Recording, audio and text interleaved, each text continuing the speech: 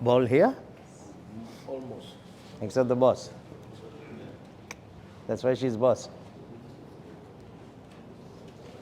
Well, we have some time if you still want to engage. Any questions, anything at all you're hearing in the market? Like we can talk about it now. Go ahead, ask. Regarding the previous briefing we had here, Yes. you talked about the units that it will be developed in 2027. No, in 2024. 24 to 28. 28. So 50,000 in 24 will be handed over, right? And it was That's the expectation. the expectation. Yeah. And in 27 it will be another 35. Yeah. Totally 82,500 units is the expected handover. So if we want to gather this information by ourselves, so how will we do that? You'll get it on Property Monitor, DXB Interact. Both will give you the information because both these sites will give you handover. And because you see, these numbers are projected handovers based on the anticipated completion timeline. So delays will never show on the Property Monitor or DXB Interact. So we are going with projected number of handovers. You'll get it on both the sites. So it's like a tool we can use it in DXP Interact. Yeah, That absolutely. Is to show all the units that it's going to have. It will show you the number of units expected to hand over year on year. Because what is my use for DXP Interact? I use it for my client to know the price for per square foot, how it was, and how it's today. This is what I'm using it. And also for fact, to make video for my client. Okay, you're using it for that, which is good, but it doesn't mean the other stuff is not there. Yeah, There is a whole lot more on it, yeah? Property Monitor ideally is a lot more credible, but DXB Interact is also good for numbers. If you give me a choice between both of them, I would go Property Monitor. Particularly if you're working a lot with secondary market. How many of you are doing secondary or only off plan? Then you're fine. Mostly off plan purely because secondary we are yet to gather the inventory. We will be listing a lot of inventory now. Inventory is in the market in two ways. There are the existing homeowners who have been having property for the last 10, 12 years. Many of them are actually looking to upgrade to new homes because the kind of communities that you are having now in Dubai, we never had them 10 years ago. They're more focused on sustainability. They're more complex in terms of access to services. For example, if you look at communities from before, they never had malls. Yeah, but malls is becoming like a second thing now with all the communities. Golf courses were not there. You had probably one or two only that had, but now it's all becoming very normal to have these things. We're putting beaches in the deserts, right? Yeah, beaches in the desert. I mean, nowhere on the planet do they do that. Only in Dubai these things happen. But now almost every community will have a beach in the desert, otherwise it's not attractive.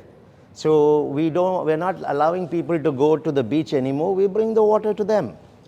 So that's the reason why many existing homeowners are also looking to upgrade and move into newer homes, better quality construction, sometimes brand associations, better lifestyles within their communities. So inventory is already there. Then handovers have started from last year. So you got about 82,000 units coming as handovers in the next few years. Other type of secondary sale is people who have bought off plan, not yet completed, but they find another buyer, get an NOC from the developer within maybe a year, 18 months. If there's a very good return, they're selling. So even that is happening. There's no shortage of inventory. Inventory is there. No, actually there is shortage of inventory going forward because the number of people coming is a lot more than the inventory can handle.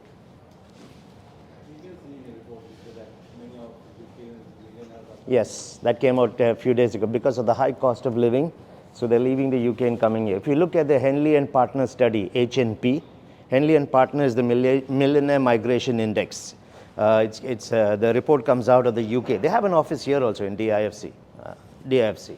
But if you look at that report, you will see 4,500 millionaires last year have come into the UAE. So we are expecting a similar trend this year. I think it will just keep going up now. What else? The last time we talked also about the casino in Al-Rasaf.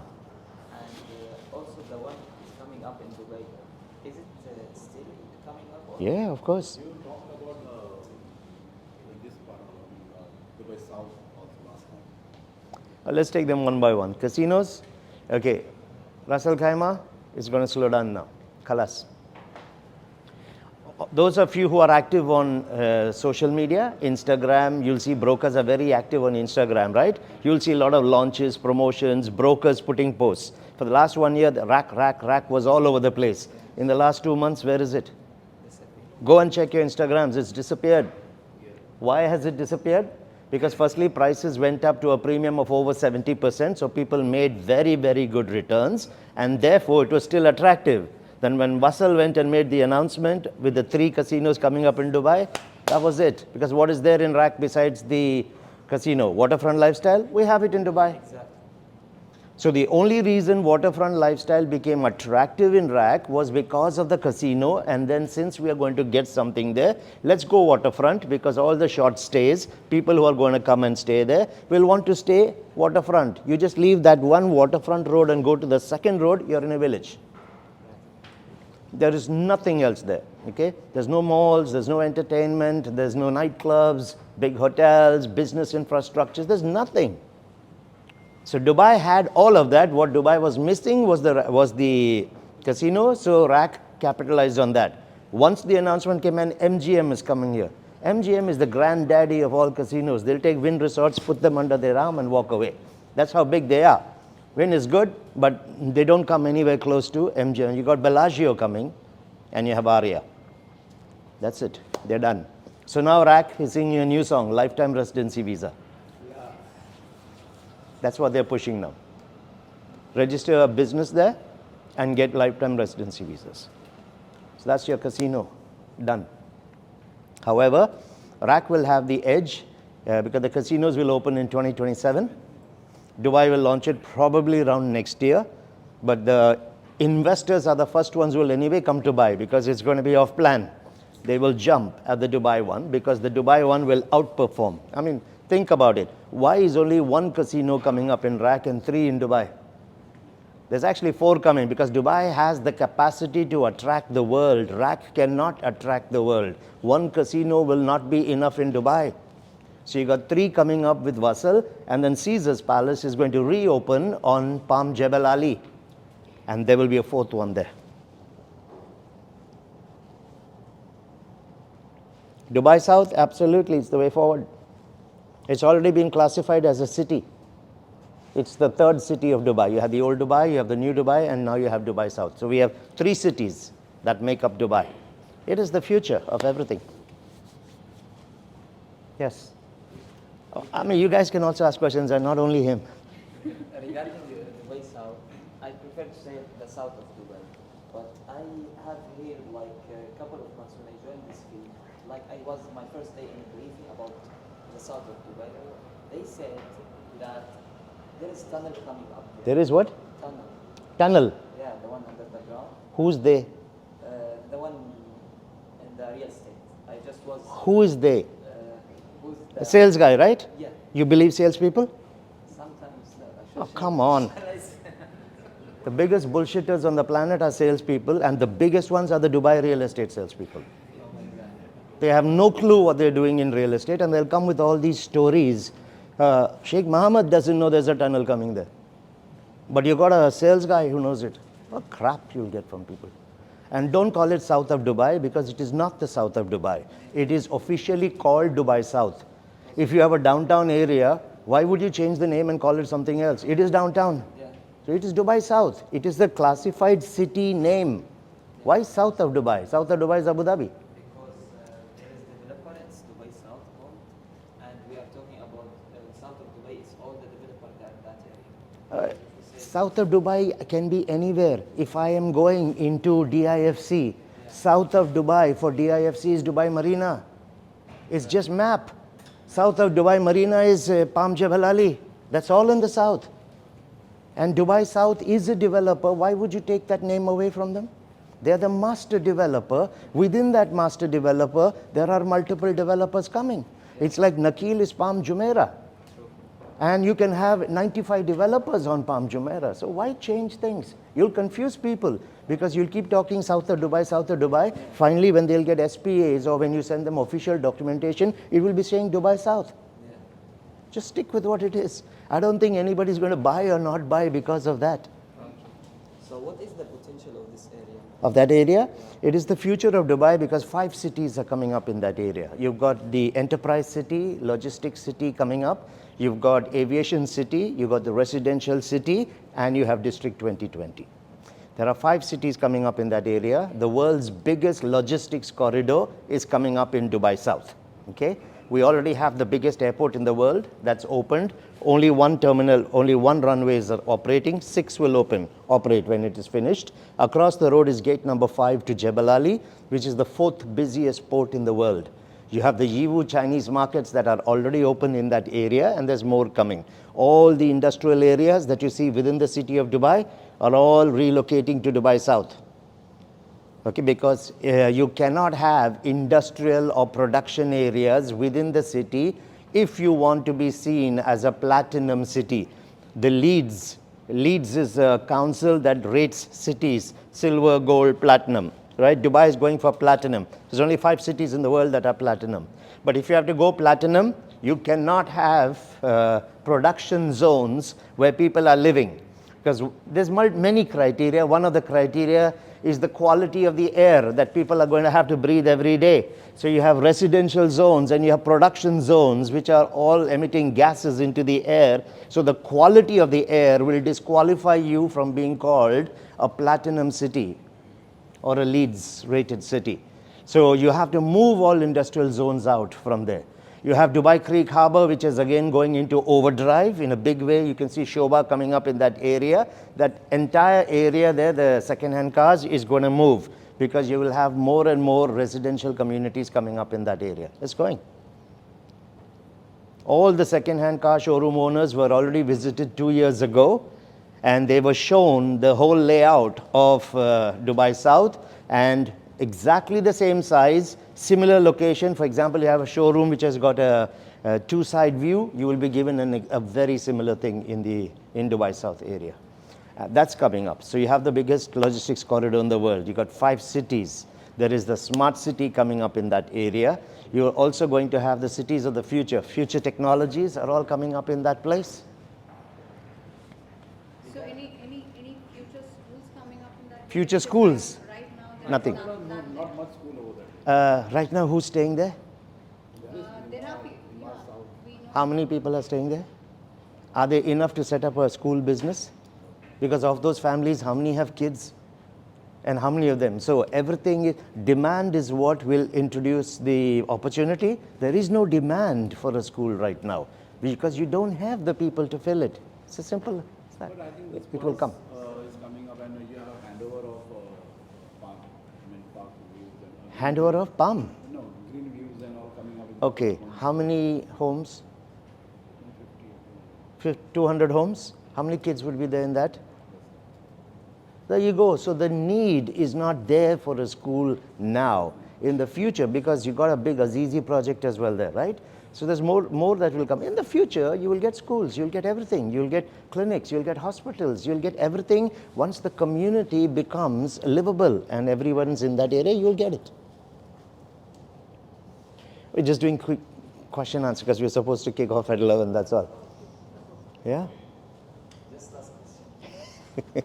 Yeah, what's the question? Can I come? Oh, I have to go there now. No, I come. Okay, yes. Because you said that Dubai South have logistic area, right? Yes. And have trading and commercial areas. Yes. So these areas, they need the port. No, these areas don't need the port. Only the logistics part of this area. Just south. The logistics area needs the port because it's a commercial zone. Okay, and the industrial area and here also they are making shipment from the port. No, there is production zone coming up. The production zone is the one that will need it, not the industrial. Like the used cars and all, but all of them in some way will use it, the logistics corridor. For example, look at Dubai as a city. We have a cargo village, right? Yeah. Right in the middle of the city. Everything that the city needs comes through the cargo village. So the only difference now is because we are becoming so big and we are now the number 3 city in terms of top 10 cities, there's going to be a lot more traffic coming in. Why are the markets coming up? The Chinese markets are coming up in that area because they will bring raw material in, they will manufacture, and they will export out of Dubai. So they will use Jebel Ali. No one else is going to use Jebel Ali.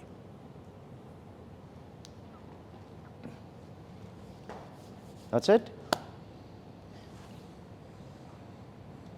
No more questions? Wow, good. Now there was a study that got announced last week in Dubai. It was in all the major newspapers. Which one was it? A study that was announced last week in the paper. All the 4 major newspapers, Gulf News, Khalij Times, Arabian Business, The National, they all carried it.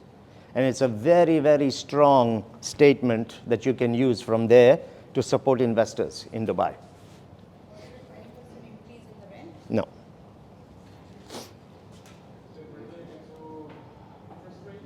No. No. It was a study. Have you heard of Top Move? TOPMOVE. Top Move. Google it, okay, and you'll get it, screenshot it and keep it. Top Move was a survey that was conducted to study the movement of people from a country to another country, but they were studying emigration, not immigration. Immigration is when people come into your country to live. Emigration is when they're leaving your country permanently. They don't plan to come back. So it's an exit from the country. That's called emigration. So they did an emigration study to see which country had the lowest emigration rates in the world. And the UAE is number 1 on the planet. They have the lowest emigration rate. 99.37% of the people said, we don't want to leave the UAE. Now, what does that mean?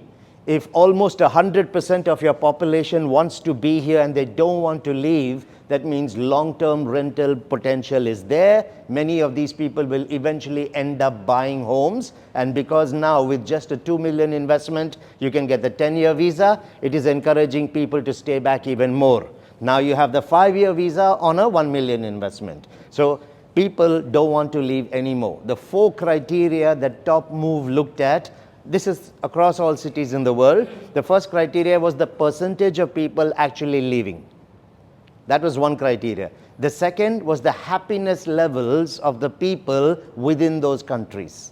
The third was the quality of the lifestyle within that these cities or countries had to offer. And fourth was cost of living. You just mentioned it, right? 3 days ago it was there. The millionaires from the UK, the millionaires are leaving because of cost of living. So one of the criteria of emigration, leaving a country and going, is cost of living. So you'll hear everybody grumbling here, rent is going up 20%. Ask them, would you like to go home? No, I want to be here. No one leaves. No one leaves. They'll complain about all that, but they're not leaving. So very strong statistic to use. People are not living here only because of the cost of living. Obviously, they are happy, they feel safe, there are opportunities, the lifestyle quality is so dynamic. You have an open government, one that really supports you, and we saw that during COVID. After COVID, the perception of the UAE changed in everybody's mind worldwide. The millionaire migrations to the UAE did not happen before COVID.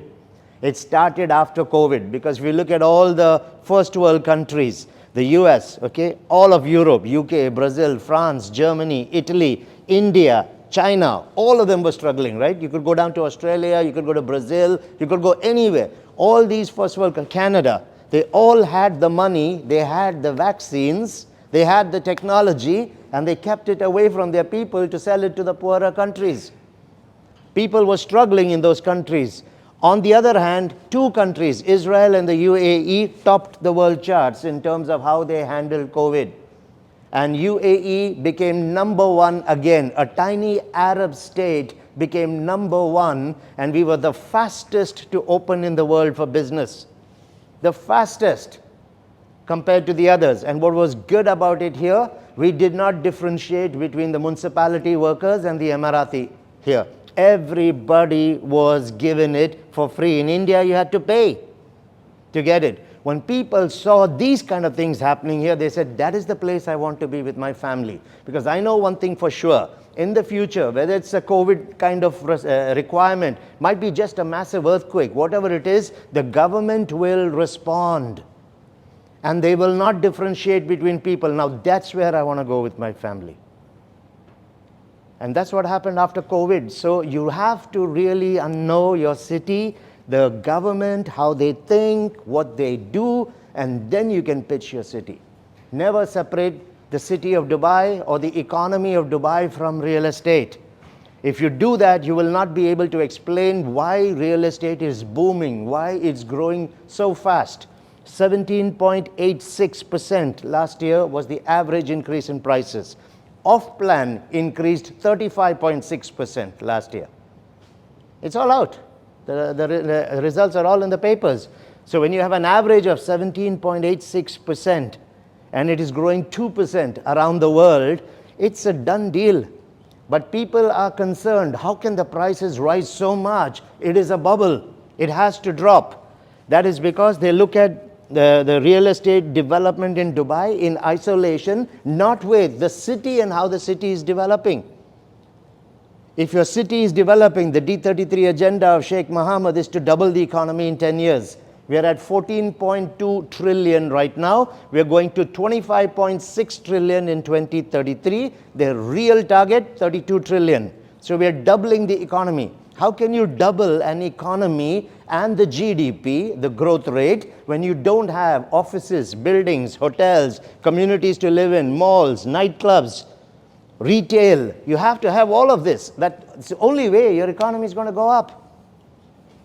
Population is increasing 2.5 million in the next 10 years. We saw it, we have a shortage of homes. So that leads to the demand. So you can never separate it.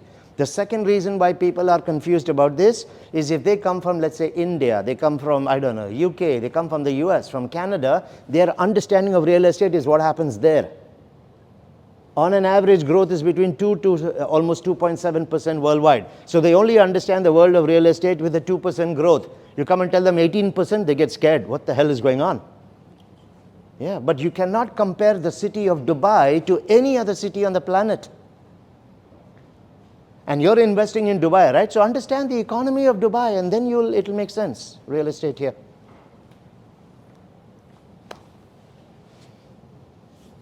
Shall we start? Oh, you got a question? Now, mortgage price has been reduced. Yes. So, what impact it can be on the buyer? It's actually a positive impact. More people will take homes now, so the secondary and ready homes will actually be in greater demand. Therefore, there will be more shortage. So it's a very positive thing. Off-plan, it doesn't matter at all because off-plan is cash-driven. People are paying on a plan. And if they are serious investors, no investor takes a mortgage. It does not make sense. You destroy your earnings. So that is the reason why when interest rates went up 12 times in the last 2.5 years, it didn't slow down Dubai in any shape or form because off-plan was driving the market. And so when it's off-plan and I'm on a plan or I'm just even paying cash upfront, I don't need the mortgage. So I don't care if the interest rates go up. Yeah? Interest rates, every time they go up, will stabilize in a 3 to 5 year period. That normally happens. So even if I'm an investor, when I'm buying, what is my concern? When I'm ready to sell, people should be available to buy the home and those people will need mortgages. So my only concern would be, will there be people to buy? But we know usually within 3 to 5 years, the interest rates will normalize again. That's the amount of time it's going to take before I get my handovers anyway. It does not affect Dubai because it's off-plan driven. It affects the US, affects Europe because the US is a 94% secondary market. They don't have off-plan. So it's only ready home. Singapore, you cannot sell off-plan now, okay? It has to be ready, only then you can sell. So when you have only a ready home market, then people are heavily dependent on mortgages. So those markets get hurt. Good to go? All right, okay, now. What I'm going to start with today, I had a chat with Anika on this. I said, I'll start with the objection handling approach that you use. Why objection handling first? Because every time you pick up the phone and speak to somebody, there will be some resistances that they will give you. So you will need to have the ability to answer that, to be able to get them to agree to come for a meeting. Your clients may be overseas, you might be connecting on a Zoom meeting, and they will definitely ask you some objections. And especially when it's on the phone and when it's overseas, long distance clients, most of the objections are perception-based objections, not fact-based. It's what they heard. Some idiot flew into Dubai and he came back and he talks like he's the authority on Dubai now. So it's a lot perception-based. Now, For that reason, if you really want to have the meetings happen, the calls convert to the meeting, or if you want someone overseas to put the token amount and book, you have to be able to answer the objections first. And then again, you obviously need it when the client comes to meet, right? So your phone calls, your Zoom meetings, all of them, WhatsApps, people will raise concerns on WhatsApp with you. So if you don't have the ability to handle the objection correctly, you're going to have a major challenge in bringing the person to the table. That's the reason why I want to start with objections first. So I'll start with objections. Then once we're done with objections, we'll get into your lead management approach, and we're going to look at the call approach that you use, okay? So that is the plan for now. If any of you have objections to it, you can raise your hands now. No objections? No objections to objection handling. Very good. Okay, we're on track. Okay, now I brought handouts for you all. So I'll just, you do a few this side. I'll get you to just pass on some this side. And you can also pass on some this side. You told me 20, I brought 25. So it should be, otherwise we can just make copies if you need more.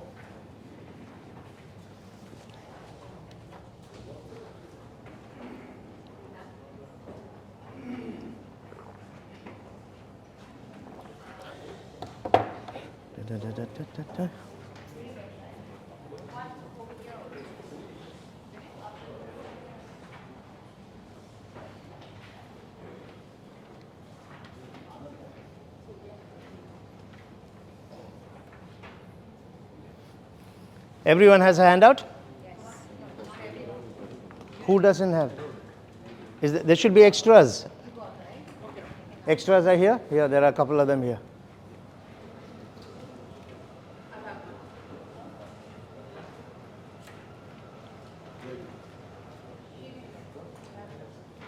How come I made 25? I think we have more than 25 here. Do you have someone who can just photocopy and make 2-3 sets?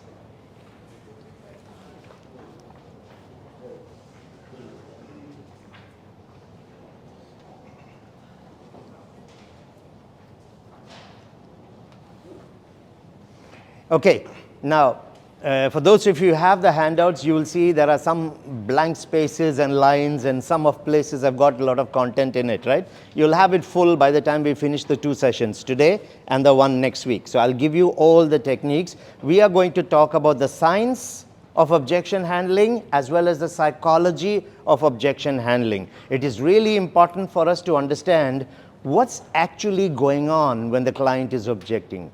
What's the reason he's actually making this statement? If you cannot understand that, you will have a surface level approach and you will answer the things they are throwing at you when that might not even be the genuine objection. And working on those things is pointless, because even if you do answer it, there is no deal coming. Because what was the real reason he raised it has not been addressed. So you need to get beneath the surface of the objection. That is why the psychology of objection handling is what you have to learn. All good objection handling is built on a 4C principle, okay? You can write that down somewhere on the handout, because it's not part of the handout. I cooked it up on the way here. I was thinking when I was driving here, what is the most effective way to put in people's head the objection handling process? So it's a 4C method, okay? Very easy to remember. The first C is control.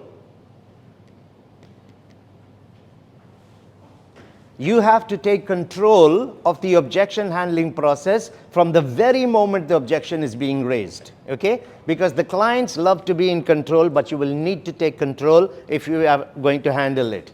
The second thing that you will need to do, the second C, is clarify. Okay, I think your project is very expensive. What does that mean? So, what will you answer?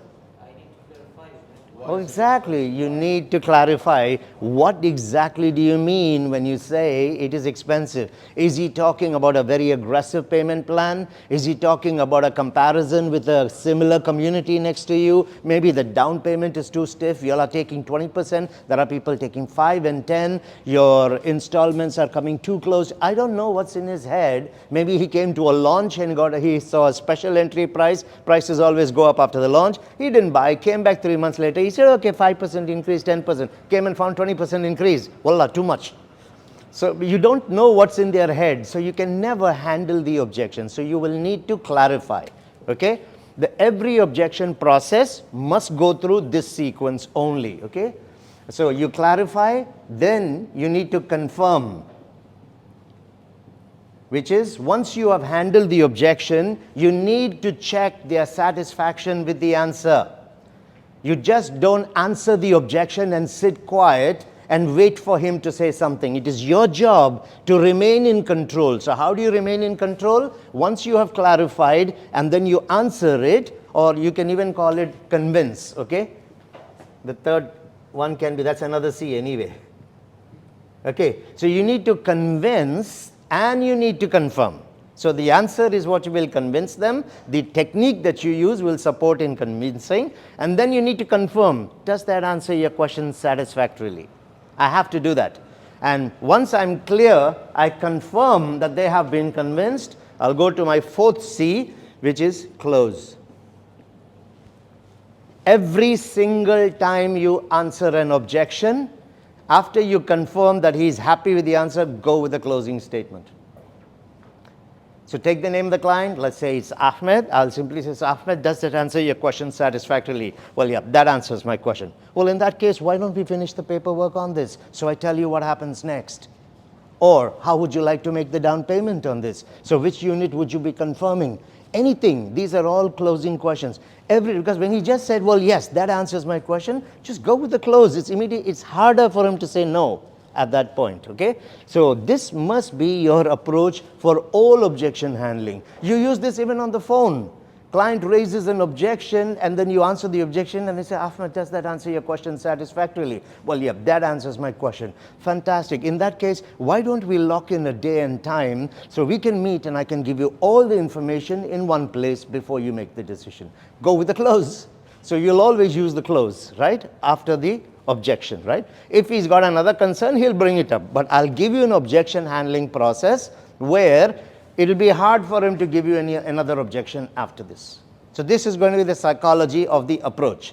But I'd like to hear from you to start with, okay? What is an objection? What is an objection? Something the client he won't answer for it. He is not convinced to buy something. Okay, so the client is looking for an answer because he's not convinced that he should buy. Okay, anyone else? Probably an excuse, okay? An education about the market. Sorry, what? Like he don't know anything about the market. He's not educated. Oh, so ignorance, Yeah. because he's not aware of the market. Okay, anything else? Objection? A hurdle in his head. So some kind of obstacle is there to taking this. Sorry? He's paying, so he needs to control that. That's why. I didn't get it. He needs to control. Yeah, because when he's paying someone, he has to be sure that whatever I'm buying has to be the best. Okay, so he's not convinced. As simple as that. Khalas, okay? Now, objections based on what we heard here, ignorance in the market, or a hurdle in the head and things like that. Is it negative or positive? Negative, right? Everyone okay with that? Objections are always positive. Objections are always positive. There is no such thing as a negative objection. Excuses are not objections. Okay? Ignorance is not objection. It is a request for clarification. Okay? Objection. So, excuses, opinions, Dubai is a bubble. Or now is not a good time to buy. There is a recession coming. All of these perceptions and excuses are negative. Objections are always, always positive, and I'll tell you why. Okay, so you may want to write. I'm just giving you a definition. It's not here if you want to write it down, but then we will go after that according to your handout. Basically, an objection is an opportunity. It is not an obstacle. The client is actually giving you the opportunity to do three things: to change how he's thinking about something, to close the deal, and to even start a relationship with the person. That's what they're doing. When a client tells you the price is too high, what is he actually saying? I'm not convinced that I should pay this kind of money for this type of home. That's all he's telling you. If he tells you that I don't believe Dubai will give me great returns right now, all he's saying is you haven't yet shown me why Dubai will actually give me that kind of return. That's all he's saying. So he's giving you the opportunity. The ones you have to be worried about are the guys who say nothing, because you don't know what to tackle, right? But the people who are opening their mouth and saying something, that's good. They're giving you the opportunity. So you need to get excited when a client objects. Why? If I have decided I don't want this, I am not going to sit here and have a tennis match with you with words back and forth. I will not waste my time. I'm a millionaire. I have better things to do in my life than to sit and argue with a sales guy. All right? So people who don't want to buy, who want to avoid it, will usually tell you things like, I'll get back to you. Let me think about it. I need to check with someone. These are the excuses that they're going to make. Essentially, what are they saying when they say, I'll get back to you, or I need to check with someone? I don't want to tell you my concern. I'm going to figure it out somewhere else. So those are the excuses. That is negative, but we have to learn how to deal with that also. So an objection actually is a sign of interest. It means that this prospect is actually listening to you and he's evaluating what you're telling him. Now, maybe he has a frame of reference. He heard something from somebody else that whom he trusts. That may not be the best source, but I trust him, I don't trust you. How many of you trust salespeople? Oh, this is scary. Not one hander. So if we who are in sales don't trust salespeople, it is okay for prospects to not trust us. Okay, we don't have to be upset about something like that. All right. So when I hear from a friend of mine, he may not be the best source, but I trust him. He's my friend. So I'm going to go to him, right? That is the reason why if a person is actually listening and evaluating, all that he's telling you is, hang on, I heard something the other day. My friend bought in a community in that area. He still hasn't got his unit. So there is a frame of reference, and against that, he's raising it. But he's doing it because he's listening and he's evaluating. So that's a good thing. So get excited when objections happen. Okay? Now, a couple of other things that you need to understand. This is really important. This is the first part on your handout. We need to understand the rationale. Why are people actually objecting?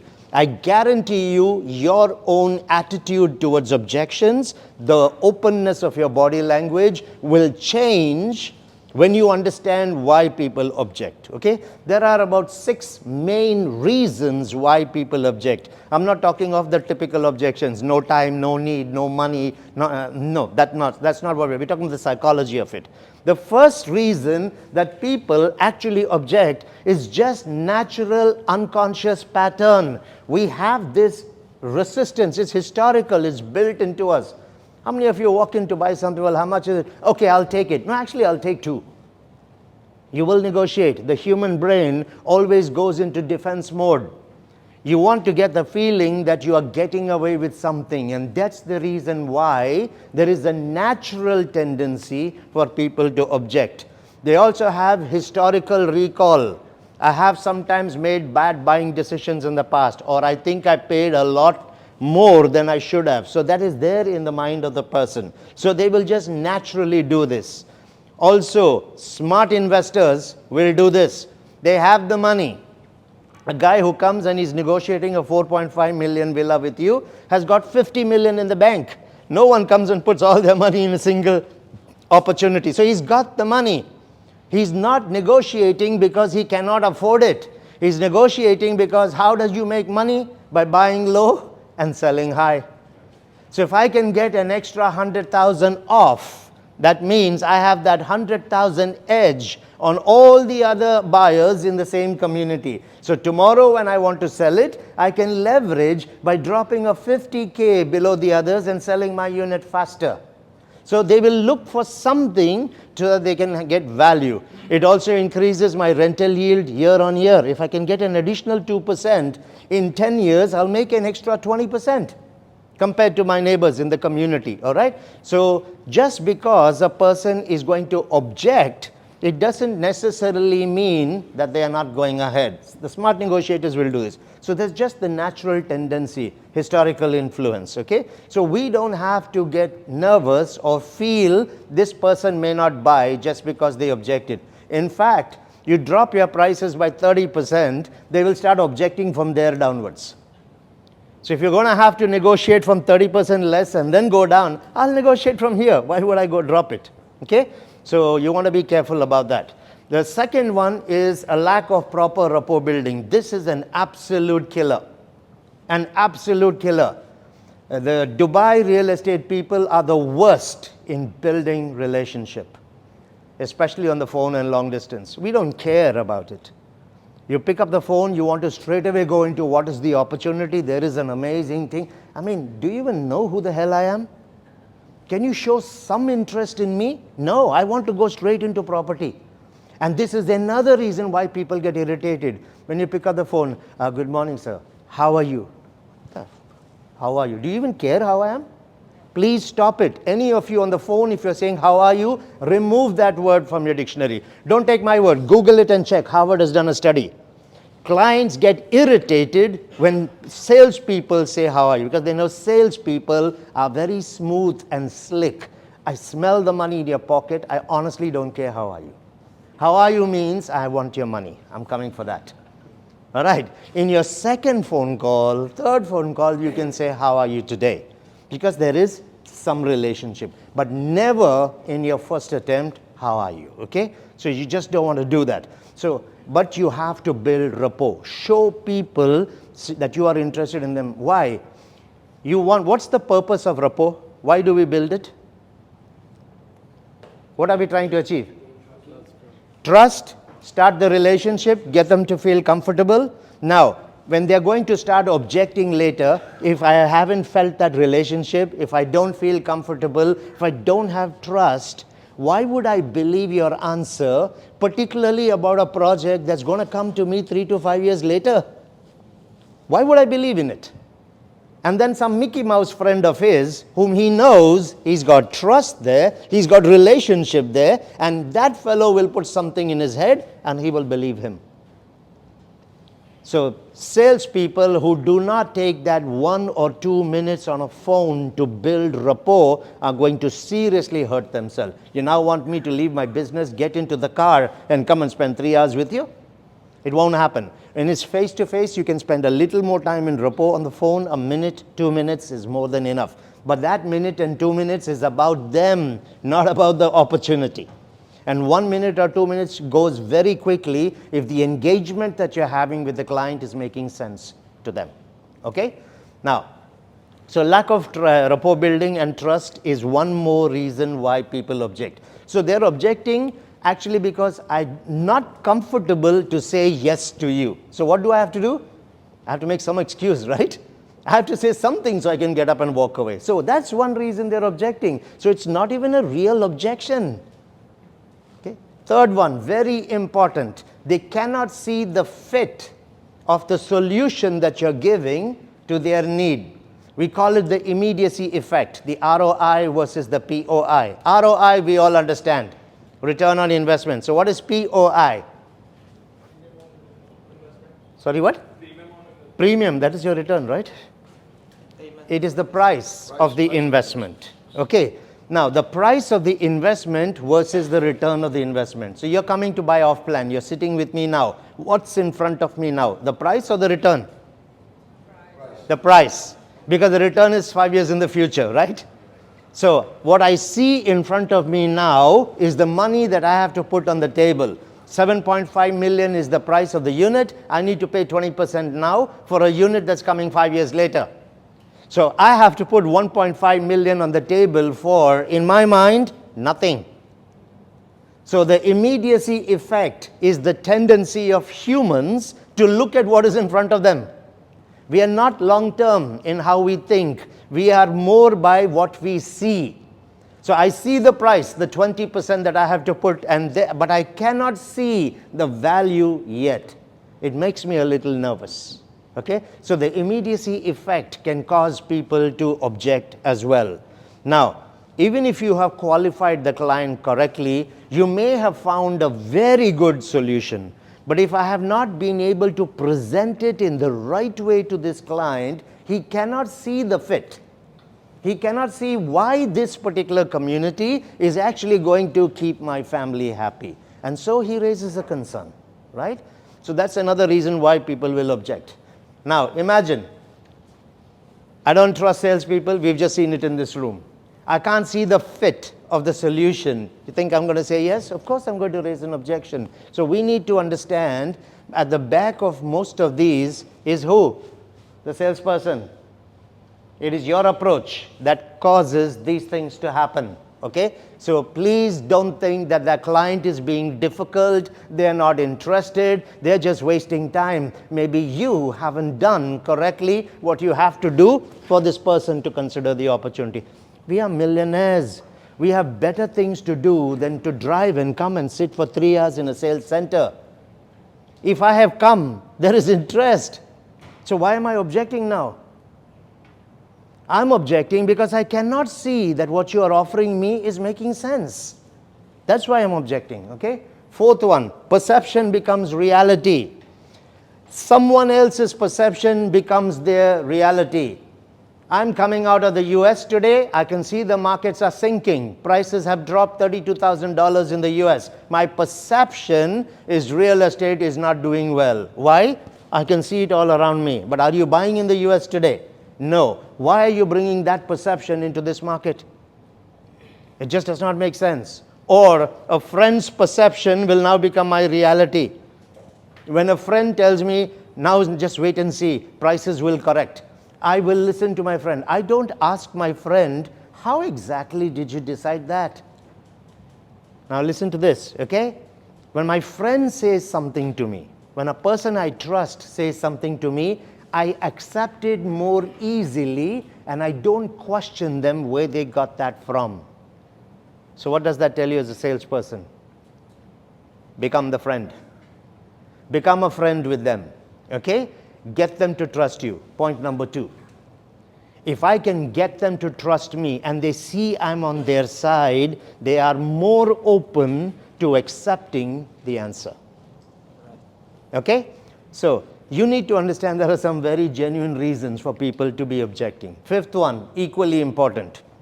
It's a fear of loss of purchasing power or freedom. So what does this mean? When I have 50 million in my bank account, it's a good space I'm sitting in. I can do anything I want, whenever I want, and I don't have to worry where the money is coming from. I may not do any of those things. Just the fact I can do what I want whenever I want is a sense of purchasing power. It's a sense of freedom. Now I'm going to lock 7 million into that villa, and then maybe my next big choice, I may have to think a little bit about it. I don't like that feeling. I feel I'm losing my purchasing power and my freedom. So that can bring hesitation into people as well. So our job as salespeople is to be open, to understand there are some real genuine reasons. The person is actually telling you without using these words, hey, help me. I'm feeling a little nervous right now. They will never tell you that. But that's exactly what is happening. So you must understand and be open. Also, it might be my first home that I'm buying. It's my first investment. I haven't done these things before. But you have met 100 people just last year who wanted to do these investments. You know better than me. Help me. If you can have that attitude towards them, they will be more open to answer. So please have the right attitude towards objections. Okay? And the sixth reason is negotiation leverage. Now, if someone is negotiating for that villa investment, is it a good thing or a bad thing? Why is it a good thing? Because it's interested in the market. They like it, right? So you know that you're getting somewhere with it. So we don't have to feel, okay, this guy will not buy, he's being tough. He loves the product. You just have to have a good negotiation approach, so you don't have to give him just what he's asking for. That's it. When people are negotiating, they like it. They'll act like, no, it's not worth it. I don't want to pay that kind of money. No, it is worth it. That's why he's sitting here. Okay? So these are some reasons behind why people object. Okay? Let me do two more things. It's on your handout, and then I'll get into the first type of techniques you should learn. Okay, so let's talk about understanding the different kinds of resistances that you will get and what should be your approach in handling them. There are actually 4 kinds of resistances you will get. Okay, the issues that they will raise can come in 4 forms. They can come as an opinion. It could be their own opinion, or it could be someone else who expressed it and now they have taken that as their reality. So opinions are like perceptions. Okay? It can be an excuse. It can be an objection, or it could be what we call a counter. A counter is where they give you the counter offer. They come back with something else. If you can manage to get me this, I'm willing to go ahead with it. So these are the 4 types of resistances that you will come across. So we need to deal with each of them differently. So the first one, when it is an opinion, you know that most of the time opinions are based on perception, not fact. So you want to call it out. So the way you call it out is by simply take the action, you probe so that you can cancel the perception. Well, now is not a good time to buy in Dubai. I'll simply say, Ahmed, that's an interesting observation. How exactly did you decide that? That's it. Or where exactly? Dubai is a bubble, classic one. You'll hear from everybody.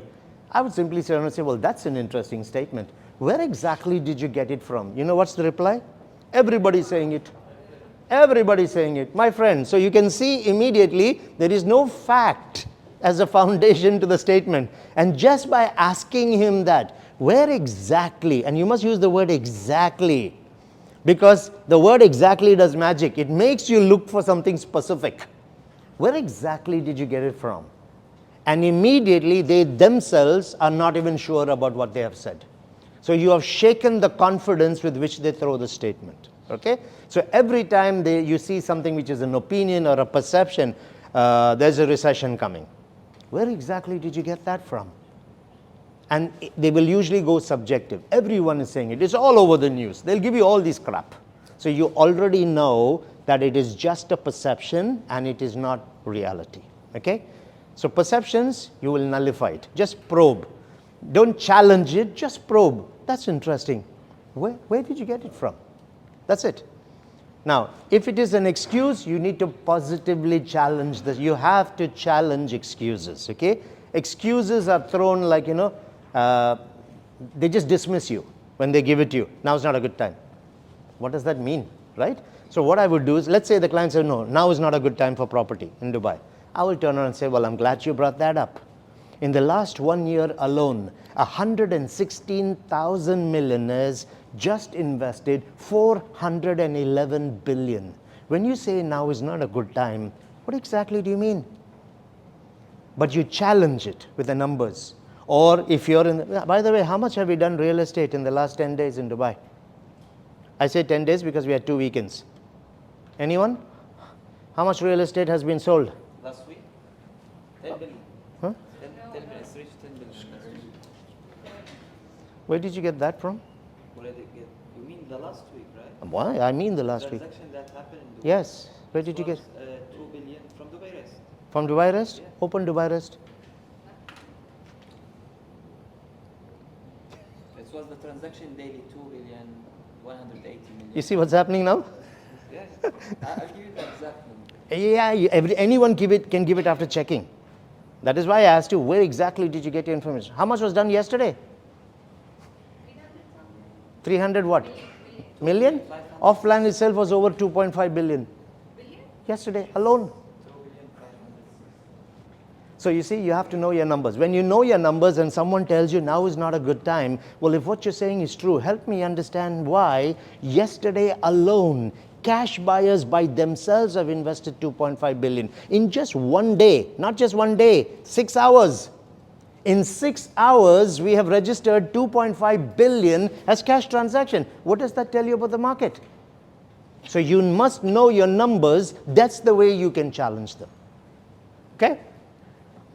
What? See the number? Yeah, show me the number. This is 6 days, not 7 days. No, in the week, 6 days. Which It's Arabic. This Okay. is 6 days. And what is this? Cash, right? This is yet the full transaction happened in the market. For what? Cash transaction, right? Yeah, Where is the mortgage? the mortgage here. Next one. This one. This is mortgage. Yeah. And you have to add that to cash. Okay. The market has two, okay, sale and mortgage. Yeah. You have to add both together. The way the land department recognizes transactions, anything that is cash on a transfer, secondary, anything that is cash or anything bought on a plan is shown as a sale. That is an actual sale. A mortgage is understood as the owner is the bank, not you, till you clear the mortgage. So that is why they show the two as separate. To get the actual value of registered transactions, you have to add both of these together. There is a third category, which is the gifts. We don't worry too much about the gift because it's a very small number and that's not seen as an actual transaction, but we must register it because there's a plot against it or an apartment against it, okay? So all you need to do is just challenge the excuse. If it is an objection, get excited. Why?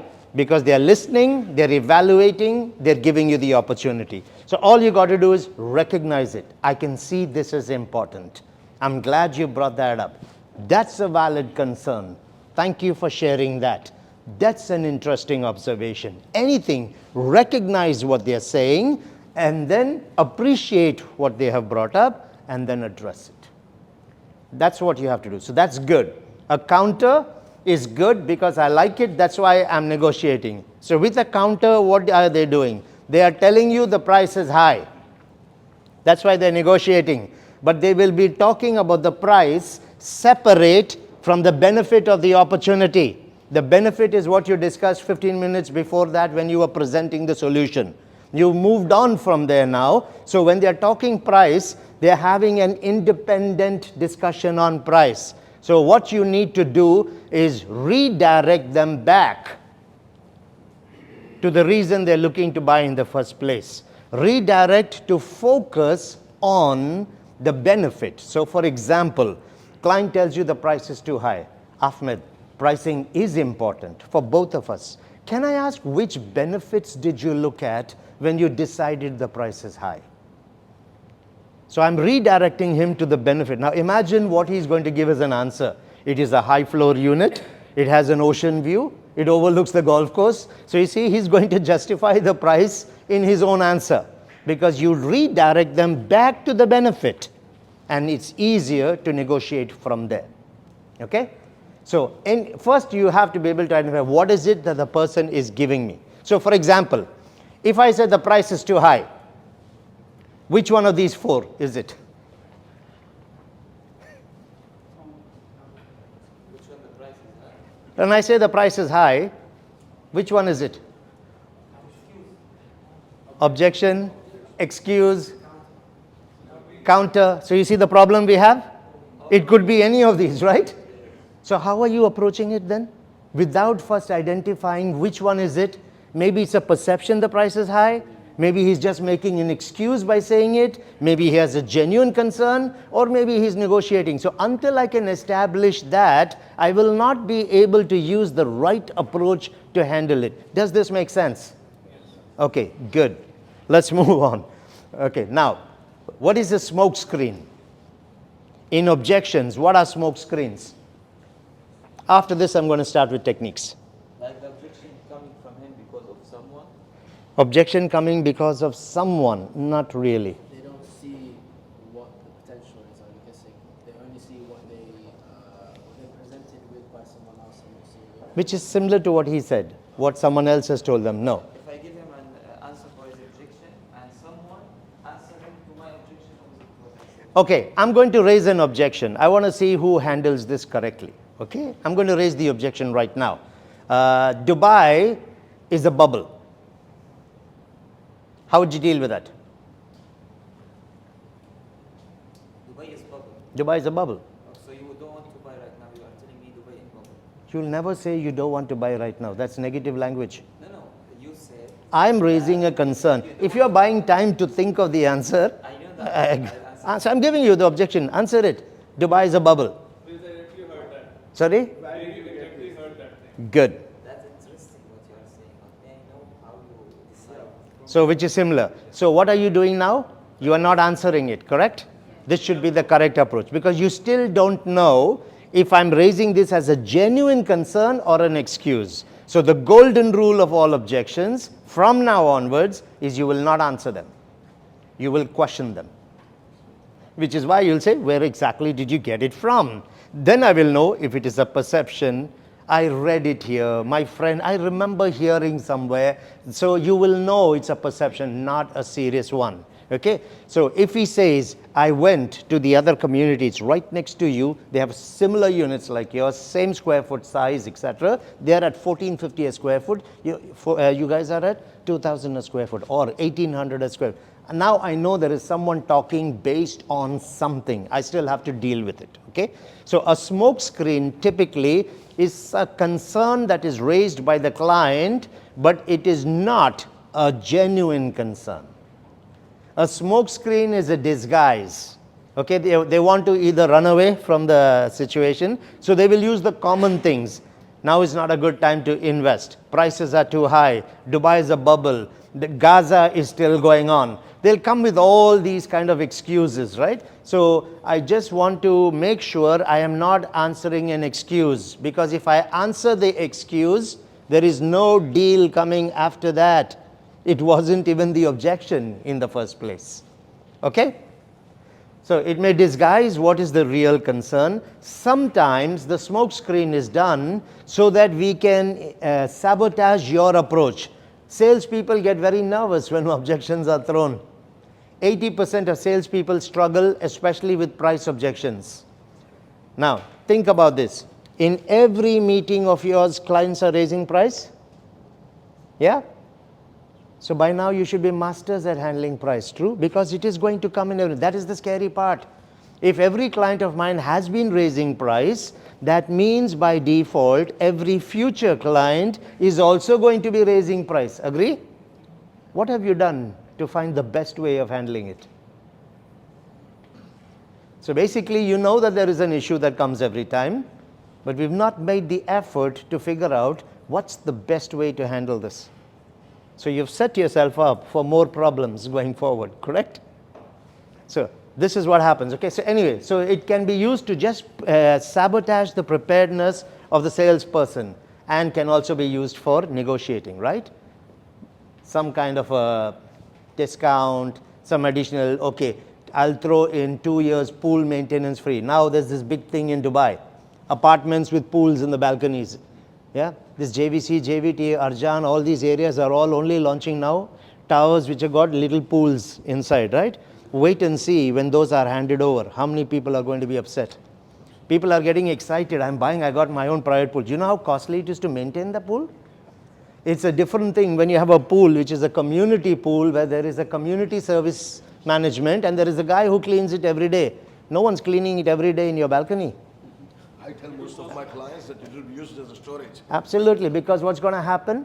Your Diva bills are gone for a toss, right? So it's going to lie there empty. And how much sand do we have in the air here in Dubai? It's all going to be blocked in there. When they take it and hand over is when we're going to have a lot of upset buyers in Dubai. Take it from me. Now, unless they are going to use these in short stays or give it to rental companies who will manage maintenance. If you're planning to buy it as a homeowner, it is going to be, what looks attractive now is going to be a major issue going forward in those kind of buildings. Okay, fine. So this is what we need to understand. So a smoke screen could be just a disguise, which is why it is your job to qualify to find out the real objection. When a client comes and he says, I'm looking for an investment, you qualify, right? You want to find out what is the real requirement, right? Why is that important for him? You do the same with an objection. When a client raises an objection, you need to qualify. Is it a genuine objection? One, what is the thinking behind the objection? Without doing that, don't try to answer. It's only on surface level. Okay? Any questions on what we have done so far? No? Okay. So I'm going to now take you into 4 tactics. If you can master these 4 tactics, and they're actually very simple, 70% of your objection handling is done already. Most of the techniques, we'll do some today, most of it will come in the next session next week. But these 4 techniques you can start using right after the training today, okay? It's all given to you. I have scripted it for you in the handouts already. But I'll take you through it and I'll explain why we are going to say it in those ways, all right? Okay, so the first tactic that we talk of is called a neutralizer or a softener or an acknowledgement. There are different ways of doing it. Basically, I'm going to acknowledge what the person is telling me, but I'm going to soften it. So I'm going to, in a way, neutralize the emotion he's going through, okay? So the purpose of the neutralizer is 2 things.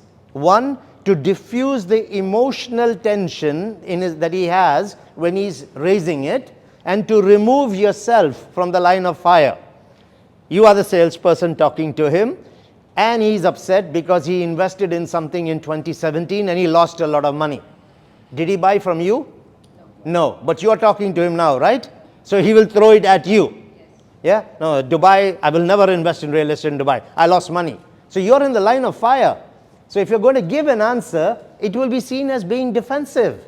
So if you want your answer to fly through, you have to pull yourself out of the line of fire, okay? This is the psychology behind the objection handling. As long as you are in my line of fire, I will not accept your answer. The second thing that happens is the mental imaging. People who sit directly opposite us are opponents, not friends. We don't like the people who sit in front of us. And this goes back to our unconscious pattern. When we were kids, we had the teachers in front of us, right? And we didn't like most of them. Because, listen to me, sit down, I'll beat you. All that crap happened. So they were opponents. So in our mind, there is resistance. You're not on my side.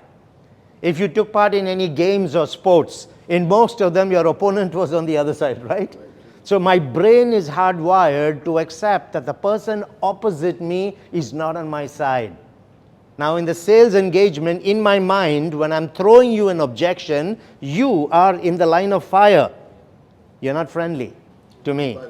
So you have to move out of the line of fire in the mind. Physically, you have to sit in a different place. You know what I hate about some of the sales centers?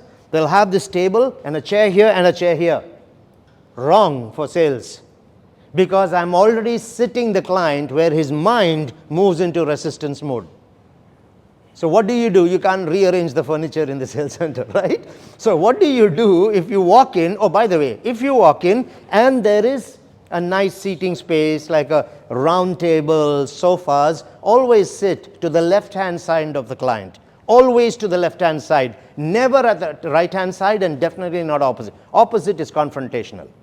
Right-hand side of the client, you are too close to his signing hand.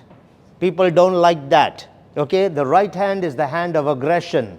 We know this from a lot of psychological research. So sit towards the left, away from the signing hand. People will be more open to you. So what do you do if I'm sitting at a table? The client is sitting there and my chair is here. Sometimes you meet clients in offices, right? That is the environment of power for the client. So they'll tell you sit. So what do you do when you're sitting? You just move the chair just a little bit and you sit. Just get out of that. Even 1.5 feet is enough.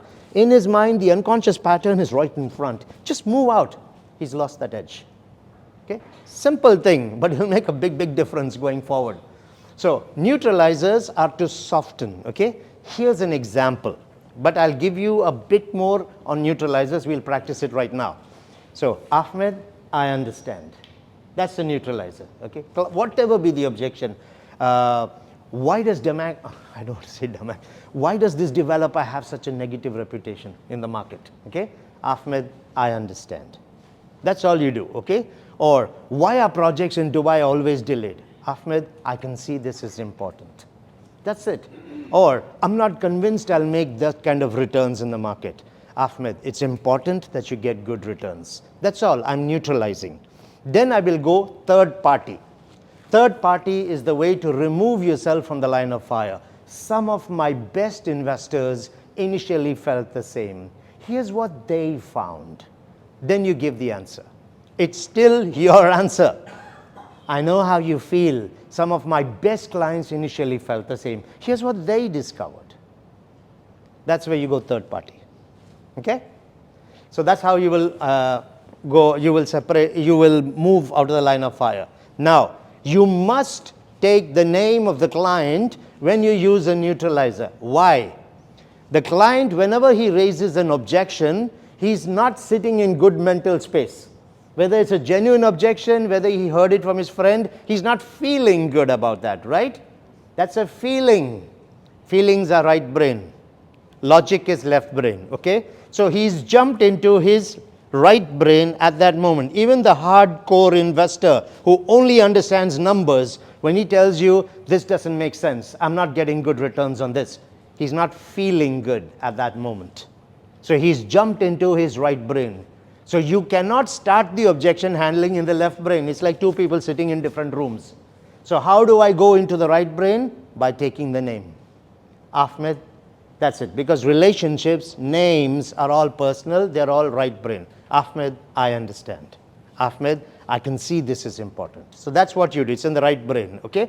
I want to stop the mind from closing. When people are raising objection, the mind is closing.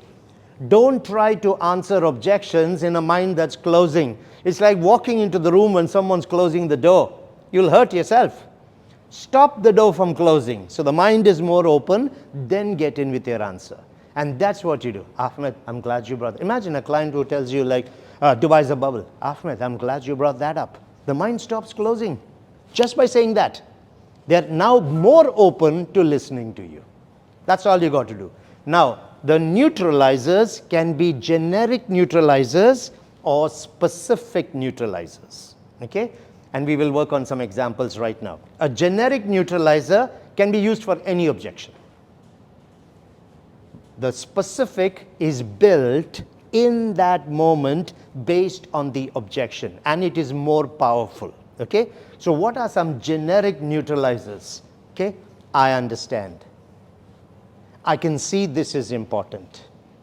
That's a valid concern. That's an interesting observation. I'm glad you brought that up. I can see why you feel that way right now. All of these are, so for example, give me any objection. Any objection. I have too many commitments. Sorry? I have too many commitments right now. Okay, Ahmed, I understand. Give me another objection. I'm not answering, I'm only using neutralizer. So I used, I understand. I don't think this is the right time to work. Okay, Ahmed, I understand. I can use it for any objection. This project will not complete on time. Ahmed, I understand. Or, I'm glad you brought that up. I have too many commitments. Well, I'm glad you brought that up. What was yours? I don't think that this is the right time to do it. Well, I'm glad you brought that up. So you see, it's a neutral one, but I can use it. Give me any other objection. My uncle's cow died. Sometimes you'll get stupid objections, right? Well, I'm glad you brought that up. It works, right? So this is what we call a generic neutralizer. I can see this is important. At this point, I see why you feel that way. Valid concern. Good point. Just don't say good point when they say the price is high. Okay? But so these are the generic ones. So a generic one is safe for you to use, but the more powerful one is the specific one. So the specific one is made based on the objection being raised. I'm not convinced that I will get a good return. I will simply say, Ahmed, good returns are important for profitability. So I take his statement and use exactly the opposite. It's that easy.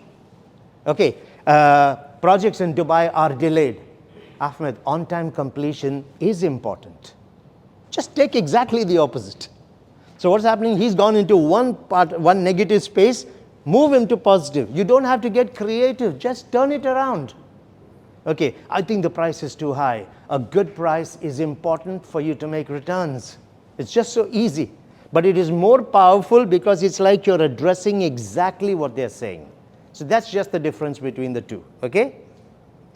Actually, he wants to listen the same thing. Yeah, absolutely. He wants to hear the opposite of what he has said. So you just reaffirm it by saying the statement, okay? So always, this is the first thing you'll do with an objection. Use a neutralizer. Now, after you've used the neutralizer, the second tactic that you will use is called a qualifier. I need to check if this is a smoke screen or if I am dealing with a genuine objection. It is my responsibility to check this before I handle it. The client will not tell me that, right? So with a qualifier, these are either statements or questions that will establish the authenticity, how genuine is the concern that the person is talking about. It could be anything, so I'm just giving some random examples here. So for example, Ahmed, what's your credible source of information on that? Or where exactly did you get that from? Anything. I want credible sources. Who was the one? You said it, right? They told me there will be a tunnel. And what did I do at that moment? Where did you get that from? Yeah? The person who was, you see, they go vague, right? Because I'm asking specific questions. Which person was that? So that's all you need to do. You will immediately, in most cases, you won't even have to answer the objection after that. You'll just deflate it, okay? So that's all you need to do. Just need to clarify, okay? Another way to do it, conditional, right? Well, I'm glad our client says, I'm not convinced that prices will continue to go up for the next 2 to 3 years. Is that the only thing stopping you from going ahead? How do you answer that? There is only a yes or a no. Yes. Even a maybe is in the no category, right? I guess, tonality, whatever, there's just a yes or a no. That's it. So if the client says, I'm not convinced that I will get a good return in the next 2 years, Ahmed, is that the only thing stopping you from going ahead? If he says, well, yeah, that's what's stopping me, now I will go ahead with handling the objection. If he says, well, not exactly, maybe, I'll say, Ahmed, there seems to be something else. May I ask, what is it? That will be the real objection. So don't waste your time handling the first one until you confirm from the client that, yes, that's what's stopping me, okay? So that's all you got to do. Is that the only thing stopping you? Where exactly did you get that from? What's your credible source of information on this? These are the questions you'll ask here, okay? And then comes the third one. Once I know, this is the second tactic, okay? Once I know that this is the concern, don't answer it. Clarify. You have to ask him to basically tell me more, right? So a clarifier is simply the statements that will get more information, so the background, the context. No, I lost money in Dubai before. No, I don't want to invest. I lost money in Dubai. How would you even handle that? You will need more information, correct? So you just have to ask, right? Well, I'm sorry to hear, I'm sorry you had that experience. What exactly happened? That's it. Anything like that. I just need more information, okay? So some examples. I can see this is important for you. If I ask, what exactly happened with that investment? It's based on whatever statement they give you, all right? Well, I don't think I can get I don't have access to my funds. Oh, well, that's interesting. What exactly do you mean by that? Just ask for clarification on any kind of objection, okay? I can see why you feel this way. Can I ask, how did you discover what happened? Anything, just simply, you essentially tell me more. That's the clarifier. The clarifier will bring the context to what they are saying. Only then are you in a position to answer. I have changed them from negative mind space, brought them at least to neutral. And then I have checked whether that's the original objection, genuine objection, right? After that, I've got them to expand on it. Only then will I go to answering objections, okay? Now, these are easy tools to use. You can use them straight away, right after this meeting, okay? I have one guy, his name is Krishna. If any of you know him, he's in M&A Properties. Not objection handling, but I gave him a technique. I said, when you are building rapport on the phone, especially with clients who are overseas, just start by asking them, have you visited Dubai before? It's a very nice neutral question to ask, right? And if most people will tell you yes, okay? I don't think anybody has not visited Dubai. And then all you need to do is say, so Ahmed, what do you like about Dubai so much?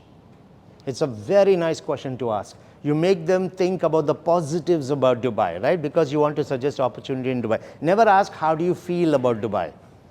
It's too hot. There's too much of traffic, so they're going to the wrong ones, right? So what do you like about Dubai? You make them, you can actually make people think in a particular way just by your choice of words. He got this client to get onto a plane in one day from the UK, and he's bought a unit in the apartments that Damak just released. So yeah, in 2 days, Lagoon Views. In 2 days, the guy has come. But he was using some of these he didn't jump into the car just because, but he already started a conversation by feeling good about Dubai. So the techniques or the tricks or the little things that you will say are there for a reason, okay? We're not just filling pages in front of you. Now there is a fourth tactic. After this, we'll take a quick stretch break, 7 minutes, 8 minutes, and come back in, okay? The fourth tactic is called a deflector. Now a deflector is not actually an objection handling technique. It is a technique you use when a client has asked a good question. It's a valid question, but he just asked it at the wrong time. Usually they ask it very early. How much is it? Price is one which comes out very early, okay? Or sometimes they might ask you payment plan, or they might just jump and tell you, why does this developer have such a bad reputation?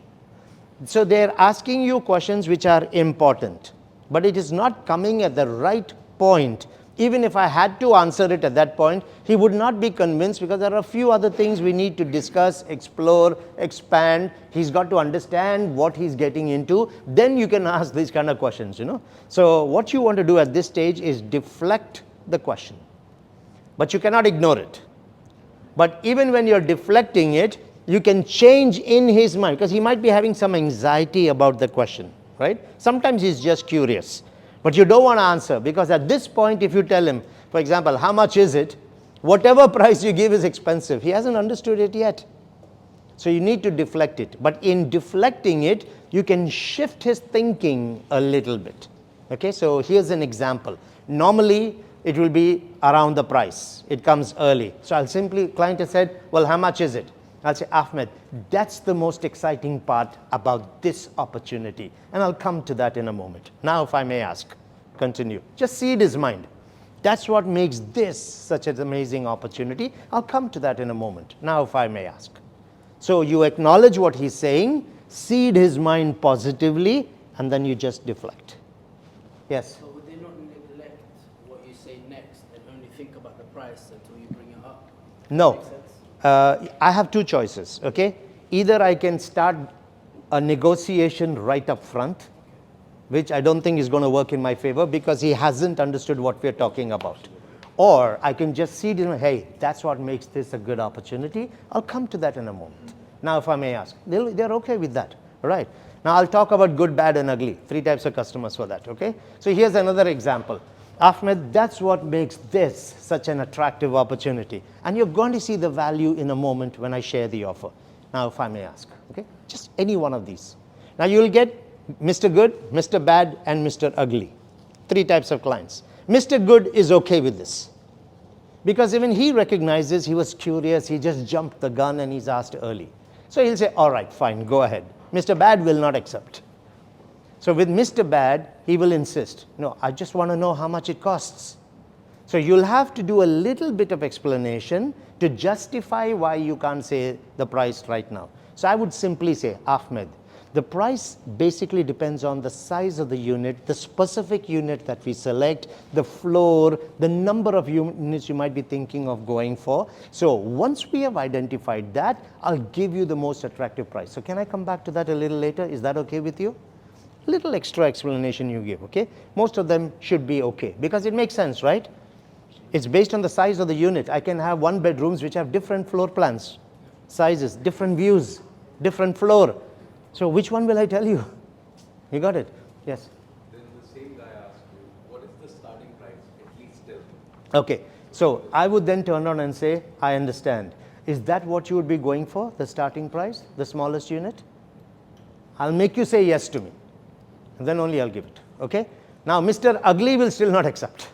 For Mr. Ugly, this has now become an ego thing. Okay, I'm bigger than you, I know better than you, who the hell are you not to tell me? He's got that in his mind, So he'll say, listen, I asked you a straight question, Tell me how much it is. We'll continue speaking. Otherwise, it's done. Yeah, you'll get this, Mr. Ugly. What do you do with him?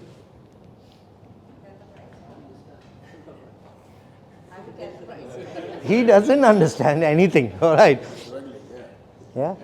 He's being, see, Mr. Ugly comes to a point where you've tried the first one, then you went to an explanation, and he's still saying, listen, straight question, how much is it? So what do you do now? 27.2 million dirhams. 27.2 million dirhams? I said, well, the penthouse in this tower with the 5 bedrooms and the 2 swimming pools is 27.2 million. But I'm not looking for the penthouse. I said, Ahmed, that's exactly why I said, let me first understand what you're looking for. I'll give you the most attractive price. Can I come back to that a little later? After that, they'll be careful. You're not told me what you want, right? What price am I going to give you? I'll give you the highest.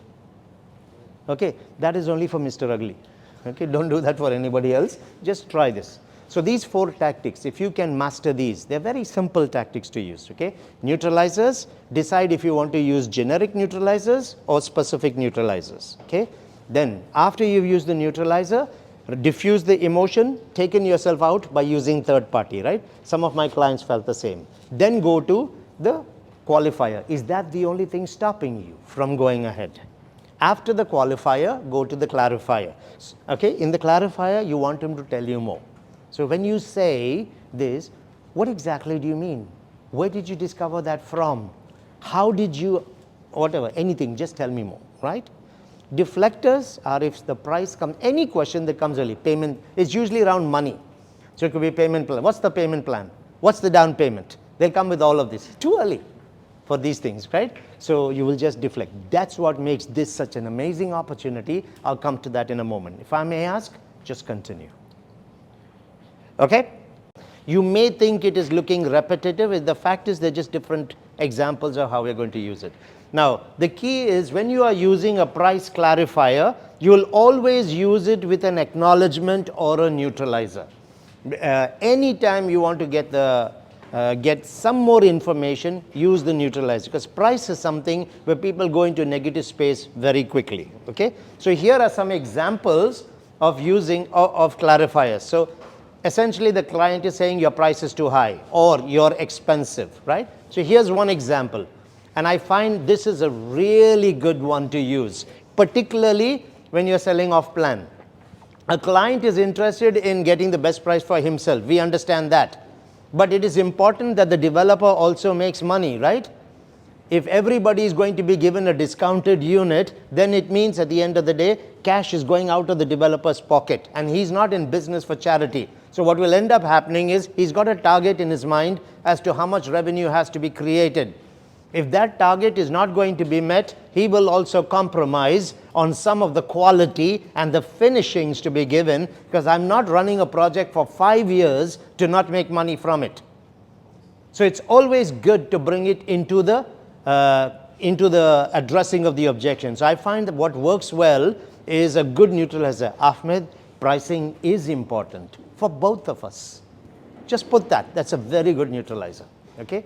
You can even do this in the secondary, when you may be a buyer agent, you may be a seller agent, and the seller says, I want this much. I would say pricing is the right price is important for both of us.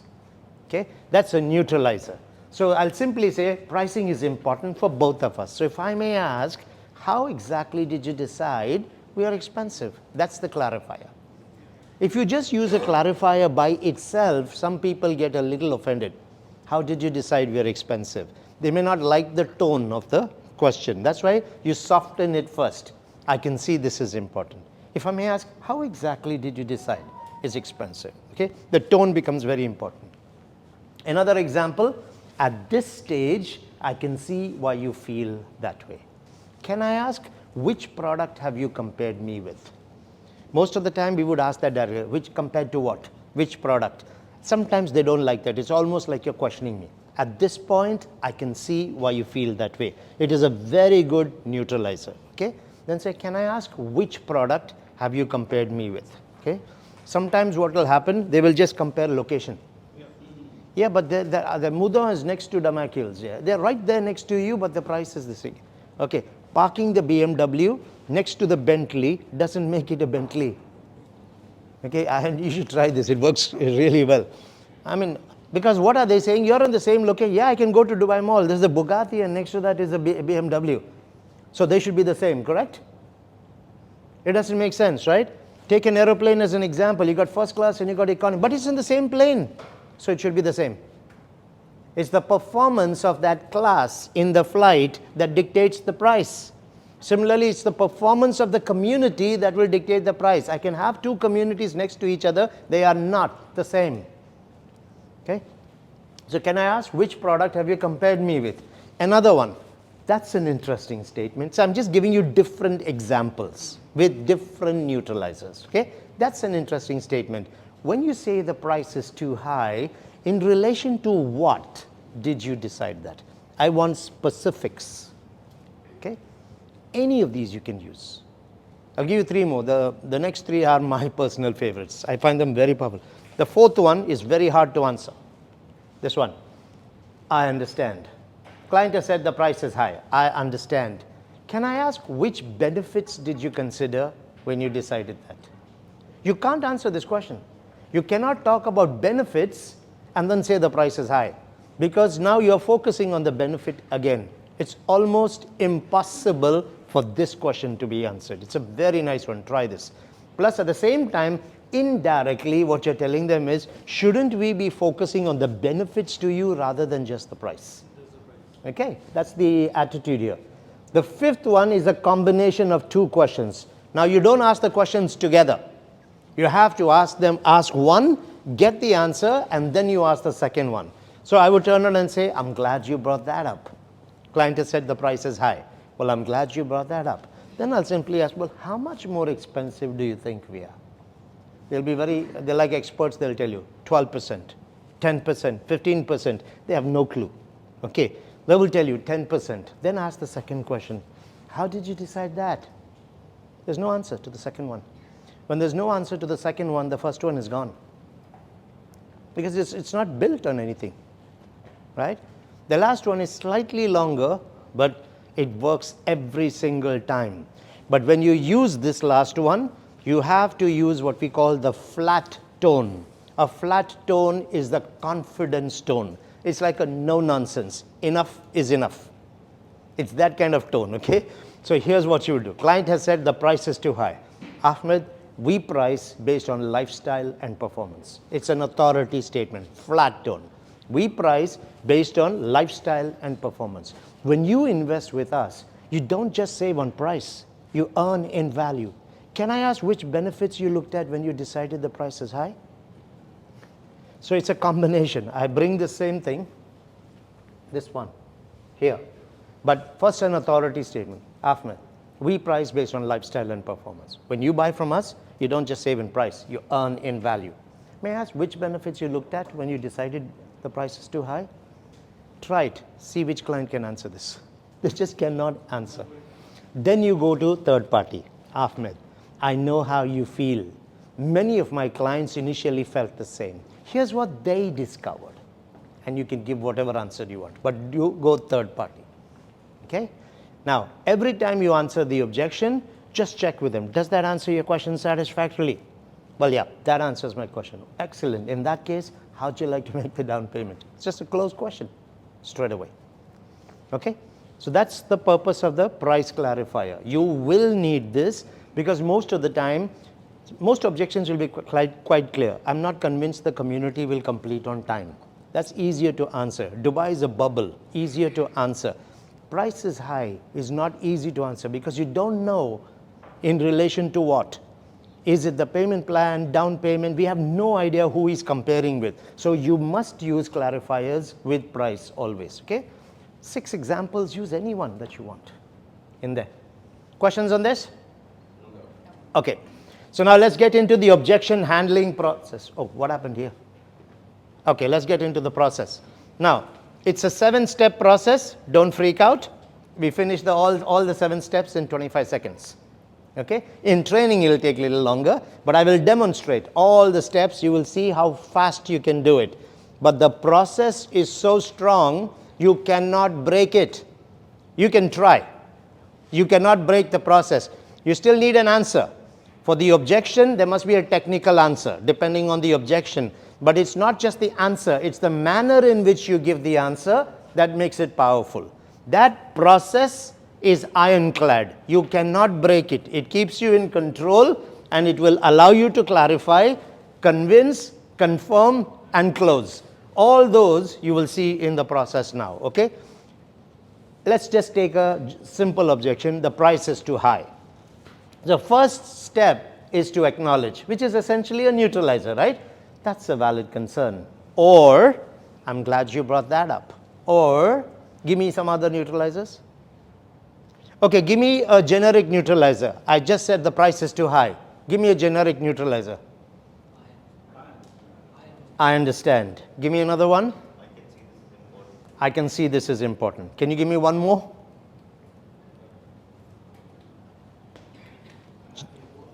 Sorry? I'm glad you brought that up. Any of that, right? Can you give me a specific concern? The price is too high. Specific is built on the objection itself, right? So the price is too high. Give me a specific example. Price is definitely important to get good returns. Good. It's important, okay, or prices are important for you to get a good return. Or a good price is important for profitability, isn't it? So that's an example of a specific neutralizer, all right? Let's say the client tells you, I'm not convinced I will get good returns. What could be a specific neutralizer?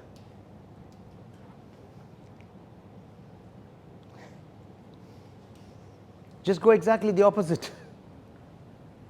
I'm not convinced I will get good returns. It's? Very, very important to have good returns. Okay, good returns are important for you.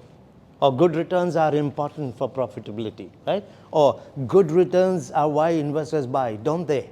So anything like that. You can take any objection, turn it around, and you'll be. For example, I don't think our projects are delayed. On-time completion is important for profitability.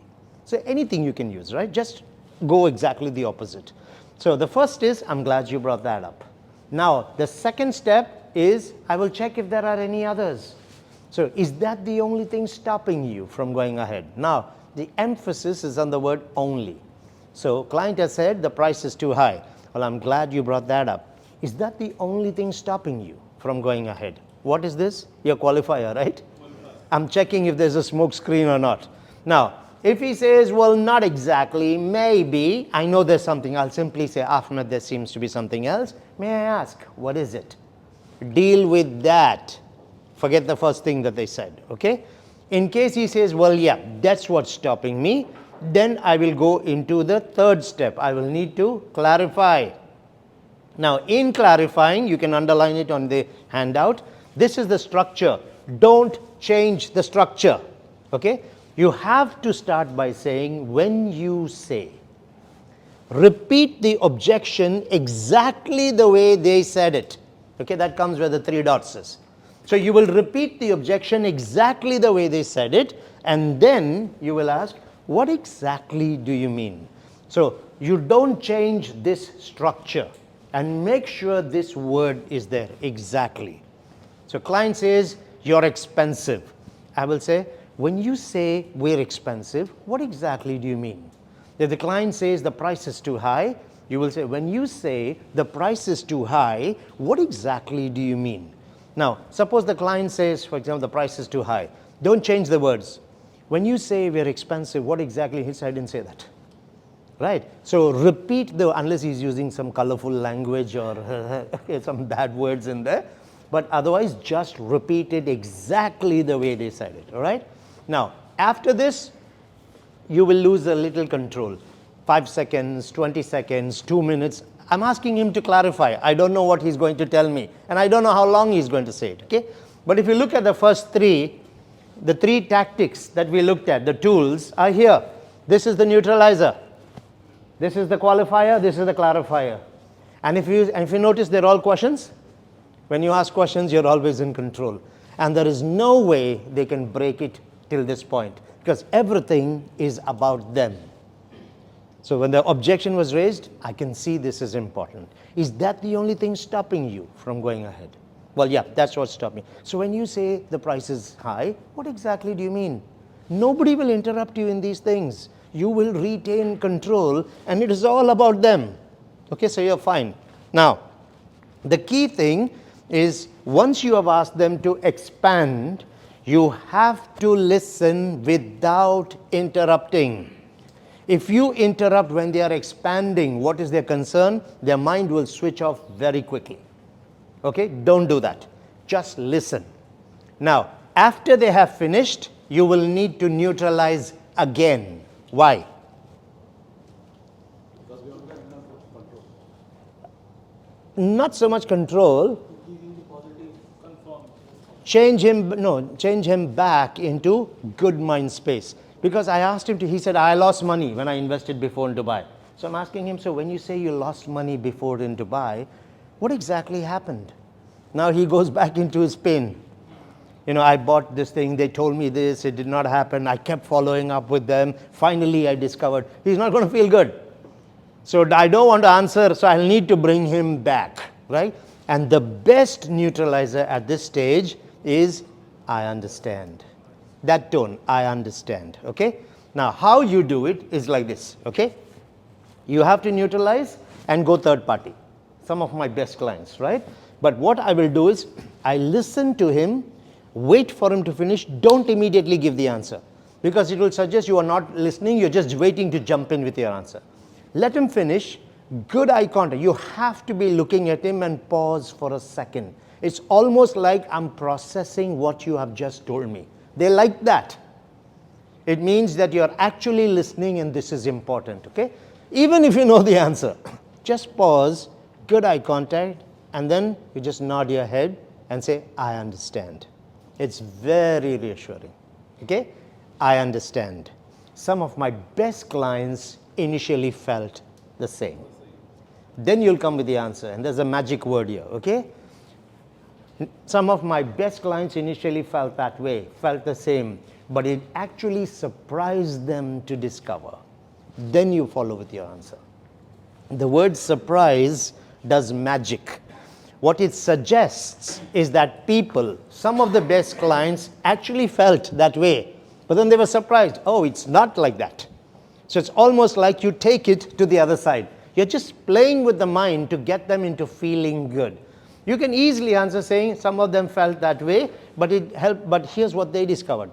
But when it's an objection, they're talking about a pain area, you want to show it as, oh, it's a surprise. It's not really a pain. So that's all you got to do. Good eye contact, pause, and say, I understand. Some of my best clients initially felt the same, but it actually surprised them to discover, and then you come with the answer, okay? Now, the moment you finish your answer, you have to check satisfaction. So there's two ways to do this. I prefer a direct approach. Does that answer your question satisfactorily? Okay, you can ask, so how do you feel about what I said? What are your thoughts about what I said? The problem with that is you may not be too much in control. I like to keep the control, which is with the closed question here. I asked an open question here when I wanted them to expand. What exactly do you mean? But everywhere else it's closed questions. Is that the only thing stopping you? Now again here, does that answer your question satisfactorily? Because if he says yes, go immediately with the trial close. So which unit would you like to go for? Or in that case, why don't we just finish the paperwork on this so we can discuss what happens next? That is going to be the process that you use, okay? Now, why can you ask this trial close question with confidence? What's the confidence to ask this question? The trap was set here. In the second step, I asked them, is that the only concern? Is that the only thing stopping? And they said, yes, that's the thing that's stopping me. Now I answered it, and I said, does that answer your question satisfactorily? Well, yes, now the only thing stopping has been answered satisfactorily. Well, in that case, why don't we just go ahead and finish? So you set them up for the close. That is what you will do with the process, okay? You will stay in control, you will do the clarifying, you will convince with your answer, confirm the satisfaction, and go with your close. Any objection that you have will fit in this. The developer has a bad reputation in the market, or the developer, why has such a negative reputation with the market. I'll turn around and say, I'm glad you brought that up. Is that the only thing stopping you from going ahead? Well, yeah, that's what's stopping me from going ahead. So when you say the developer has a bad reputation, what exactly did you hear? Clarifying. And then keep quiet. They will tell you 1, 2, 3, 4, whatever it is.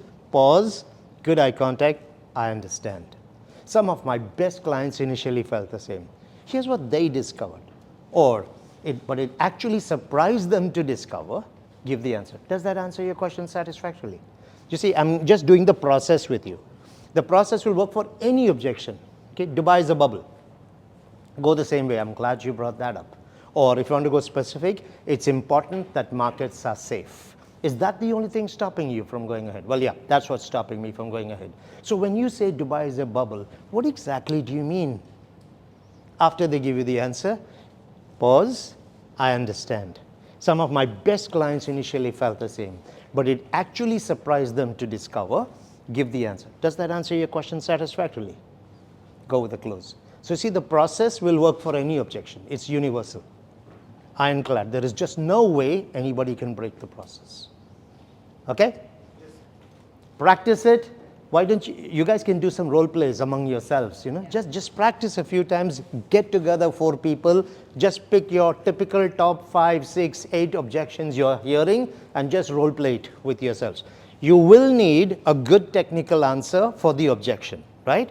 Because that is something I can't give you on one screen because I don't know what's the objection. But as we go through it for the rest of the module today and next week, we will look at specific actual price objections, how to handle it, handover delays, rental guaranteed returns, brand image, payment plan being too aggressive. All of these we will cover. And if there are any other objections, I'll give you the technical answers for the objection as well, but fit it in the process.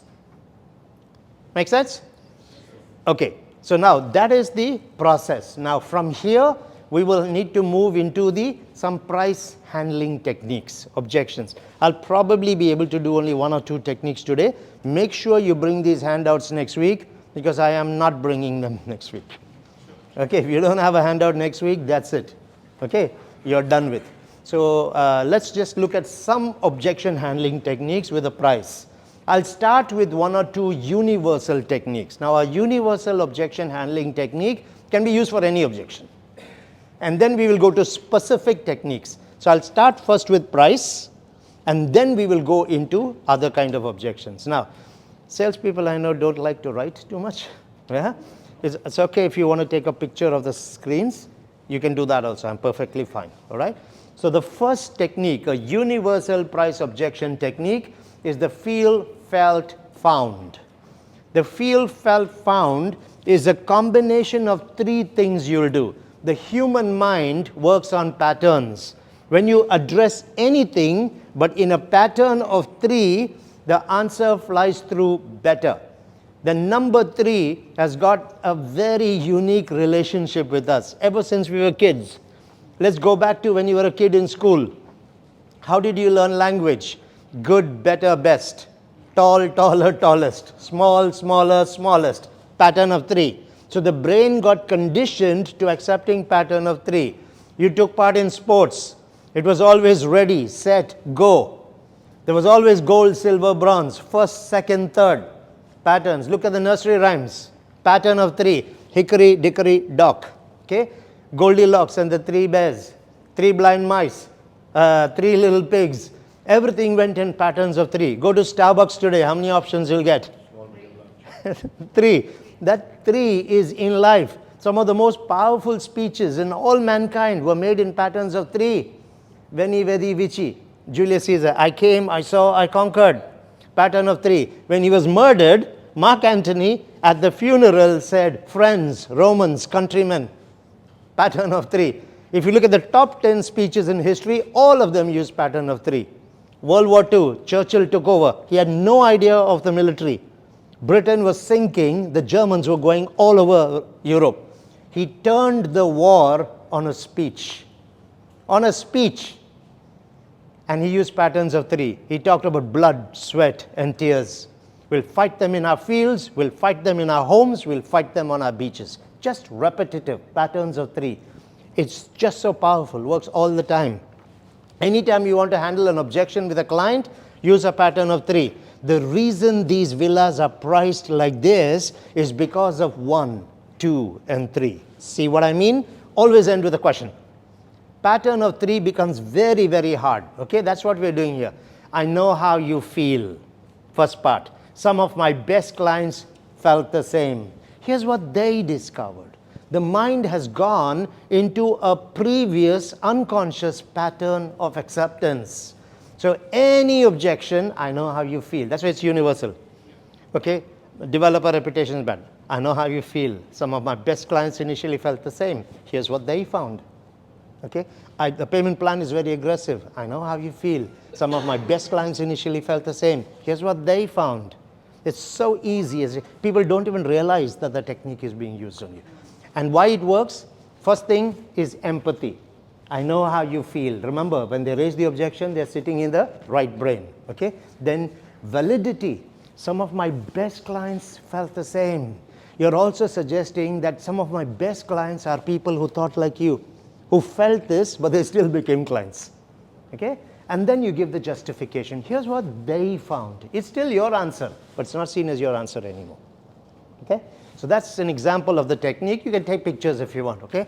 Ahmed, I know how you feel. Some of my best clients, happiest investors, or some of my families in this community felt the same. Here's what they found. Simple technique. You want to personalize the technique? You can just add something different in here, okay? I know how you feel. Some of my best investors, people like you, initially felt the same. If it's a family coming to buy a home, I know how you feel.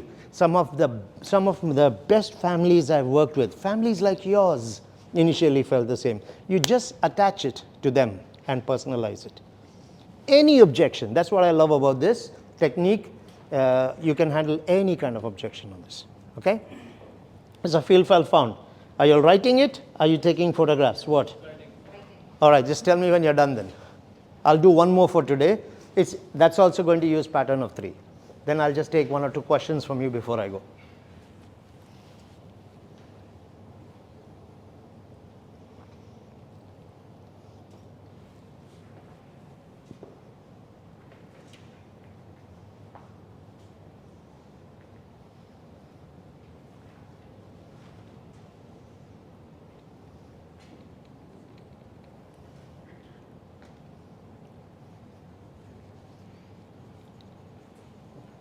Still writing? Done? Mr. Question Bank? Done? Still writing? Everyone's done, yeah? Okay.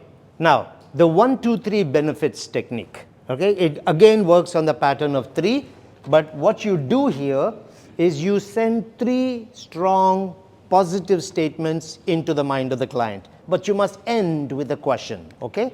Now, either end with a question or a statement of value. Now, what happens in the mind?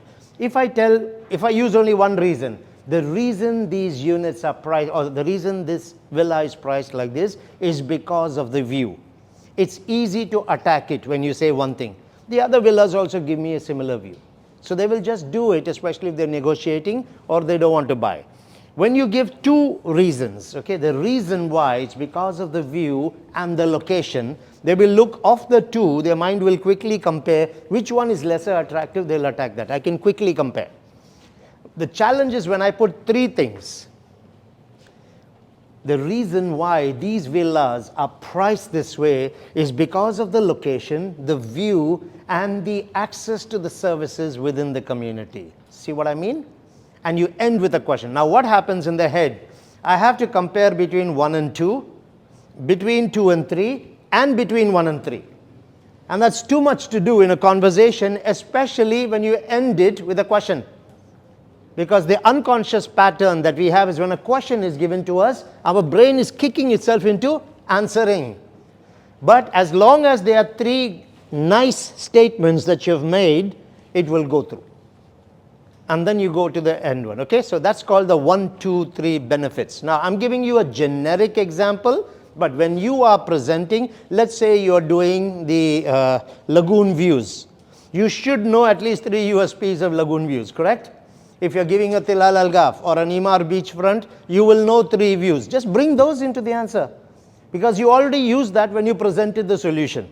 And then the objection is coming to the price usually after that. Then you will turn around and say the reason why at Creek Harbor the apartments are priced like this is 1, 2, and 3. Make sense? Sounds good? See what I mean? Any of those things, okay? Or you can just use a statement of value. So here's an example. I'm using a statement of value, right? Ahmed, we price based on value.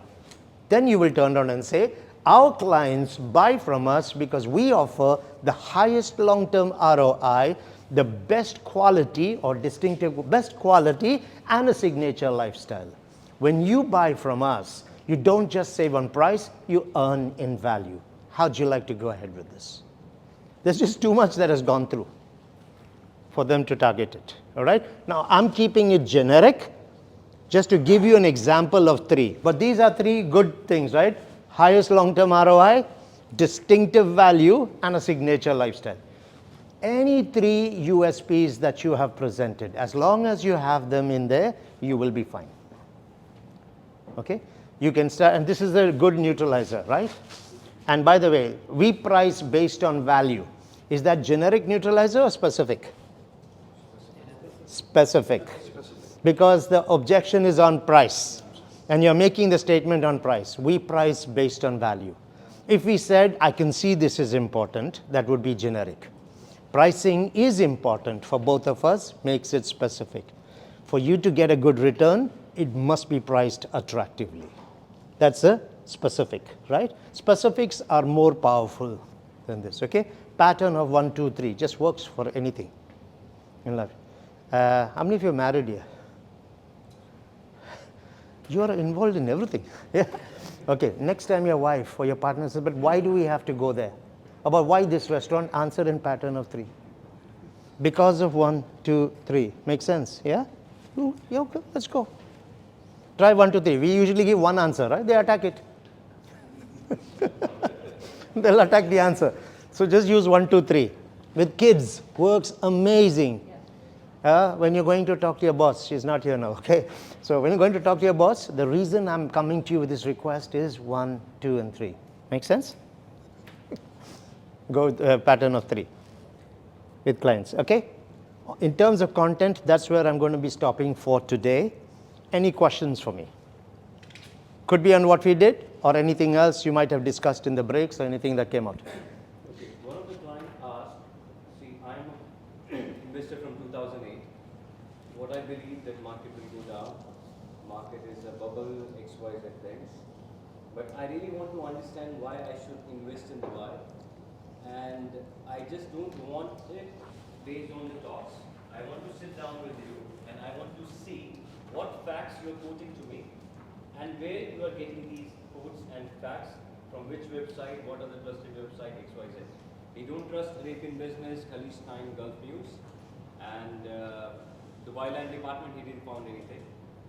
Bloomberg Index, he said I'll be checking it, but I don't know where to find it, and all of these things. So I need to present in a manner where he should understand that yes, this is the right time, and these are the things which you should consider before even thinking about the meeting.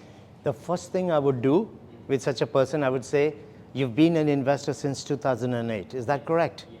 I'll say you more than anybody else already understands why this city is the most amazing city to invest in. Yes. In fact, most of my investors, particularly the ones from 2008, have always understood the market. That's why they're the first to show up when an opportunity comes. Turn it around, because he's saying to 2008 to try and tell you, don't bullshit me, I know more than you. I'll turn it around and say, that's exactly why you know why you should invest now. Wait, that's the first thing. You destroy that. Okay, destroy this thing that I'm an investor, I know what the hell is going on. The second thing is, okay, I don't trust local sources. I would turn around and say, I understand. If you are an international investor, it does make sense that there is an international reference for you. I get that. Again, that's a neutralizer, specific neutralizer, all right? Then I would turn around and say, how familiar are you with the Knight Frank report, the CBRE report, the Seville's Prime Global Real Estate report, and the UBS Global Real Estate? By then he's gone already, I'll tell you. And then I'll tell him, let me take you through them one by one. I'll also send them to you as PDF with the links so you can check it out for yourself. This is what Oh, Kalas, it's all there. with this dialogue delivery and all of this, it gets me a meeting, but now I want to meet him and I need to show him. So you just get the reports. The link is all there. Knight Frank has also done a nice 43-page PDF on why invest in Dubai. I'll send it to Anika and ask her to send it to you. It's 43 pages, but go through it. You'll put a lot of money in your bank account. Knight Frank CBRE. In fact, right now on your phones, go to Instagram. Go to Instagram now and follow this page, CBRE MENA, MENA. CBRE MENA. That is Coldwell Banker, Richard Ellis, Middle East, North Africa. CBRE MENA. You found it? CBRE MENA. Yeah. MENA. Just follow that. MENA, Middle East, Northern Africa. When you follow CBRE MENA and you go to the link in the bio, it will take you to their pages as well as the website. You will see they're always putting up every week, every 2 weeks, current health of the hospitality market in the Middle East, Dubai markets in the month of December. They'll give you Q4 performance, Middle East review on real estate investments. Now, CBRE is the world's largest brokerage company, 3,200 offices worldwide, 480,000 brokers. They're the biggest in the world. They were set up in 1928, after the Depression. They're almost a 100-year-old brokerage company. So when you quote these kind of international sources, they cannot challenge you. Whenever you're using a statistic, sell the source, then the statistic. The statistic becomes more credible. Always. So CBRE, you all know them as Coldwell Banker. They're here as well, right? The full name is Coldwell Banker, Richard Ellis, CBRE. The Knight Frank report, out of the UK, one of the top 5 reports in the world, 148-year-old company. They map the top 25 countries in the world for real estate investment. And he can easily check that out. The Savills Global Prime Real Estate Report, coming out of the US, is coming out of the UK again, a 120-year-old company. UBS Global Real Estate Bubble Index, that's the Union Bank of Switzerland. The bank is so big, it has 2 headquarters, both in Switzerland. They handle $4.1 trillion worth of investments every year. They are the world's #1 investment bank in the world. Now, if you can't trust the #1 bank on the planet, even if God came down and told you, you wouldn't take it. That's why you should have your facts and your reports and take them through it one by one. However, before you do all of this, what should you be asking?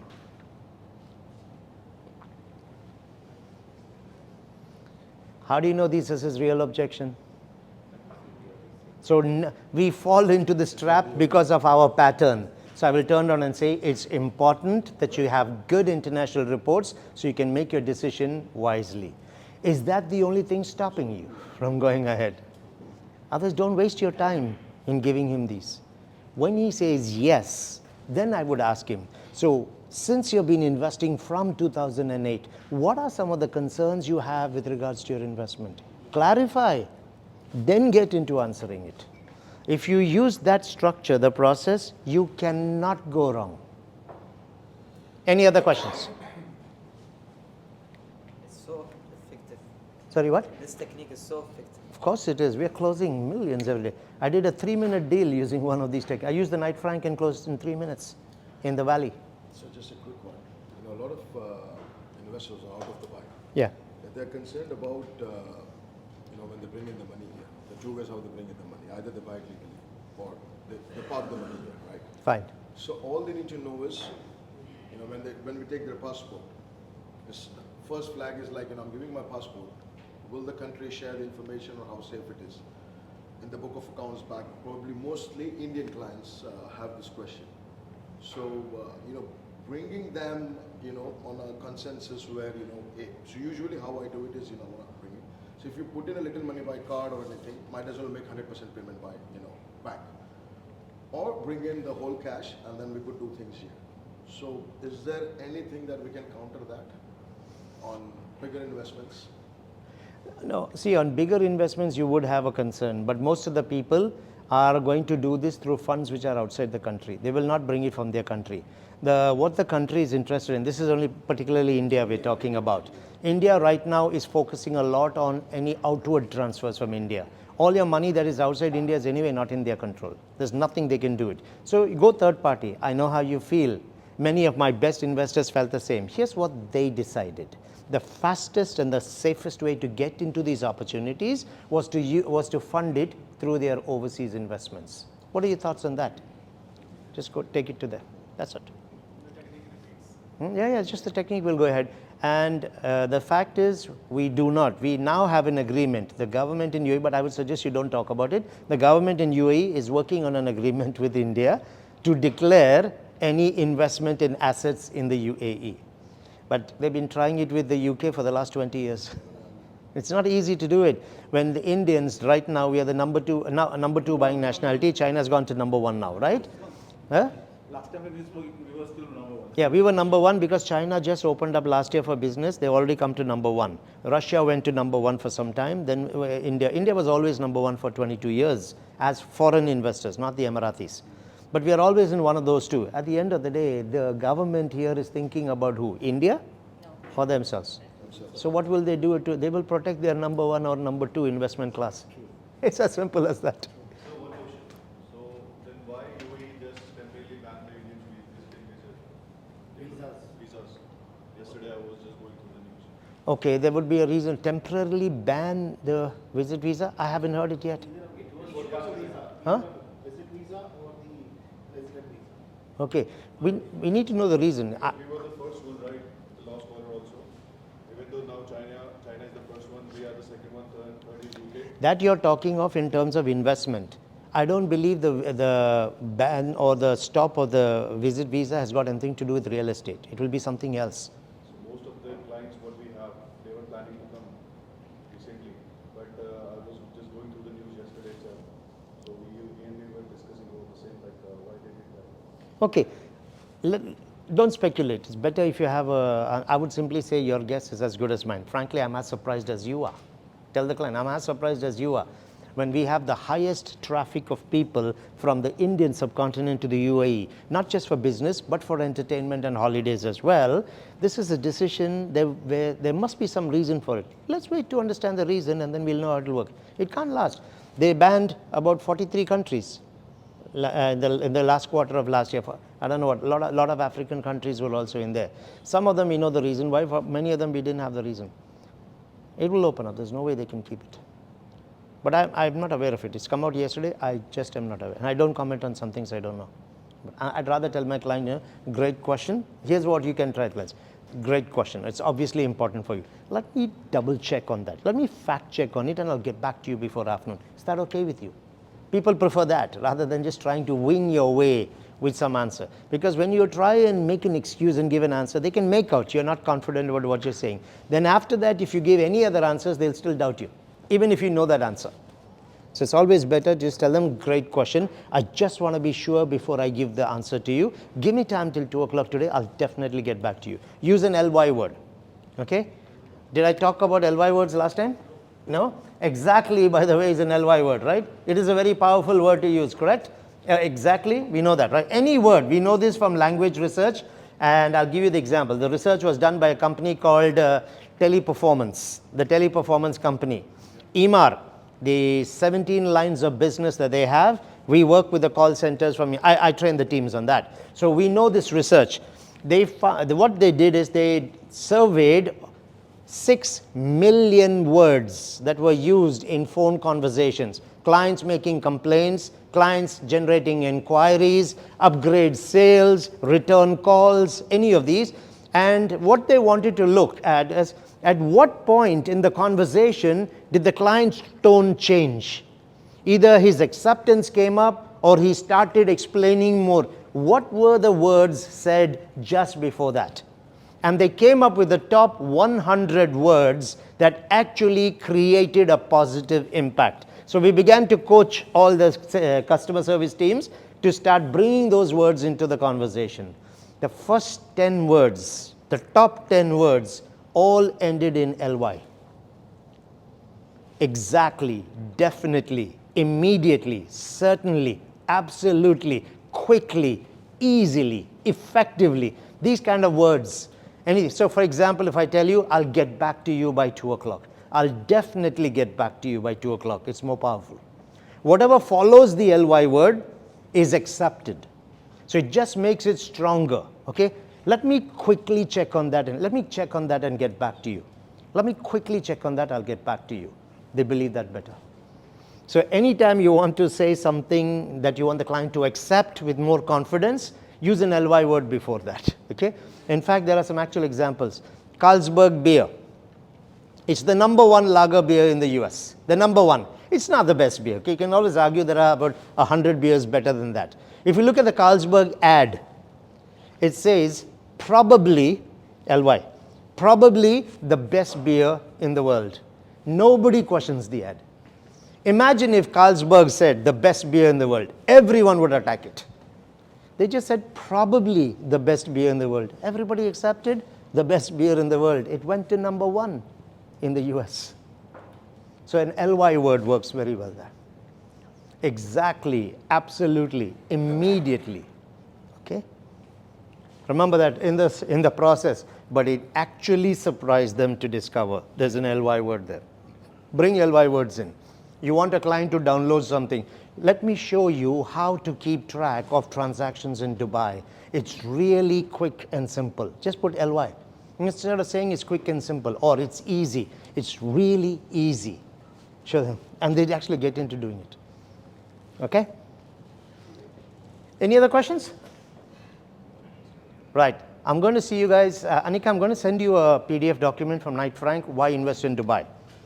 Just share it with the team, okay? So please bring the handouts next week. I will not bring extra handouts for you. Okay? And if you try any of what we are doing, it's not worked to the client, raise your hand. Tell me, listen, I tried it, it didn't work. I'll say, role play it with me right now. Let's do it. Okay? If it's not worked, there could be something that you would have not done correctly. I will applaud you for the effort, but we'll just correct what has not gone wrong, not gone right, and just continue using it. Okay? So see you guys next, same, 11 o'clock? Same? Right. Go make money. Yes. See you guys, okay? Thank you. Okay.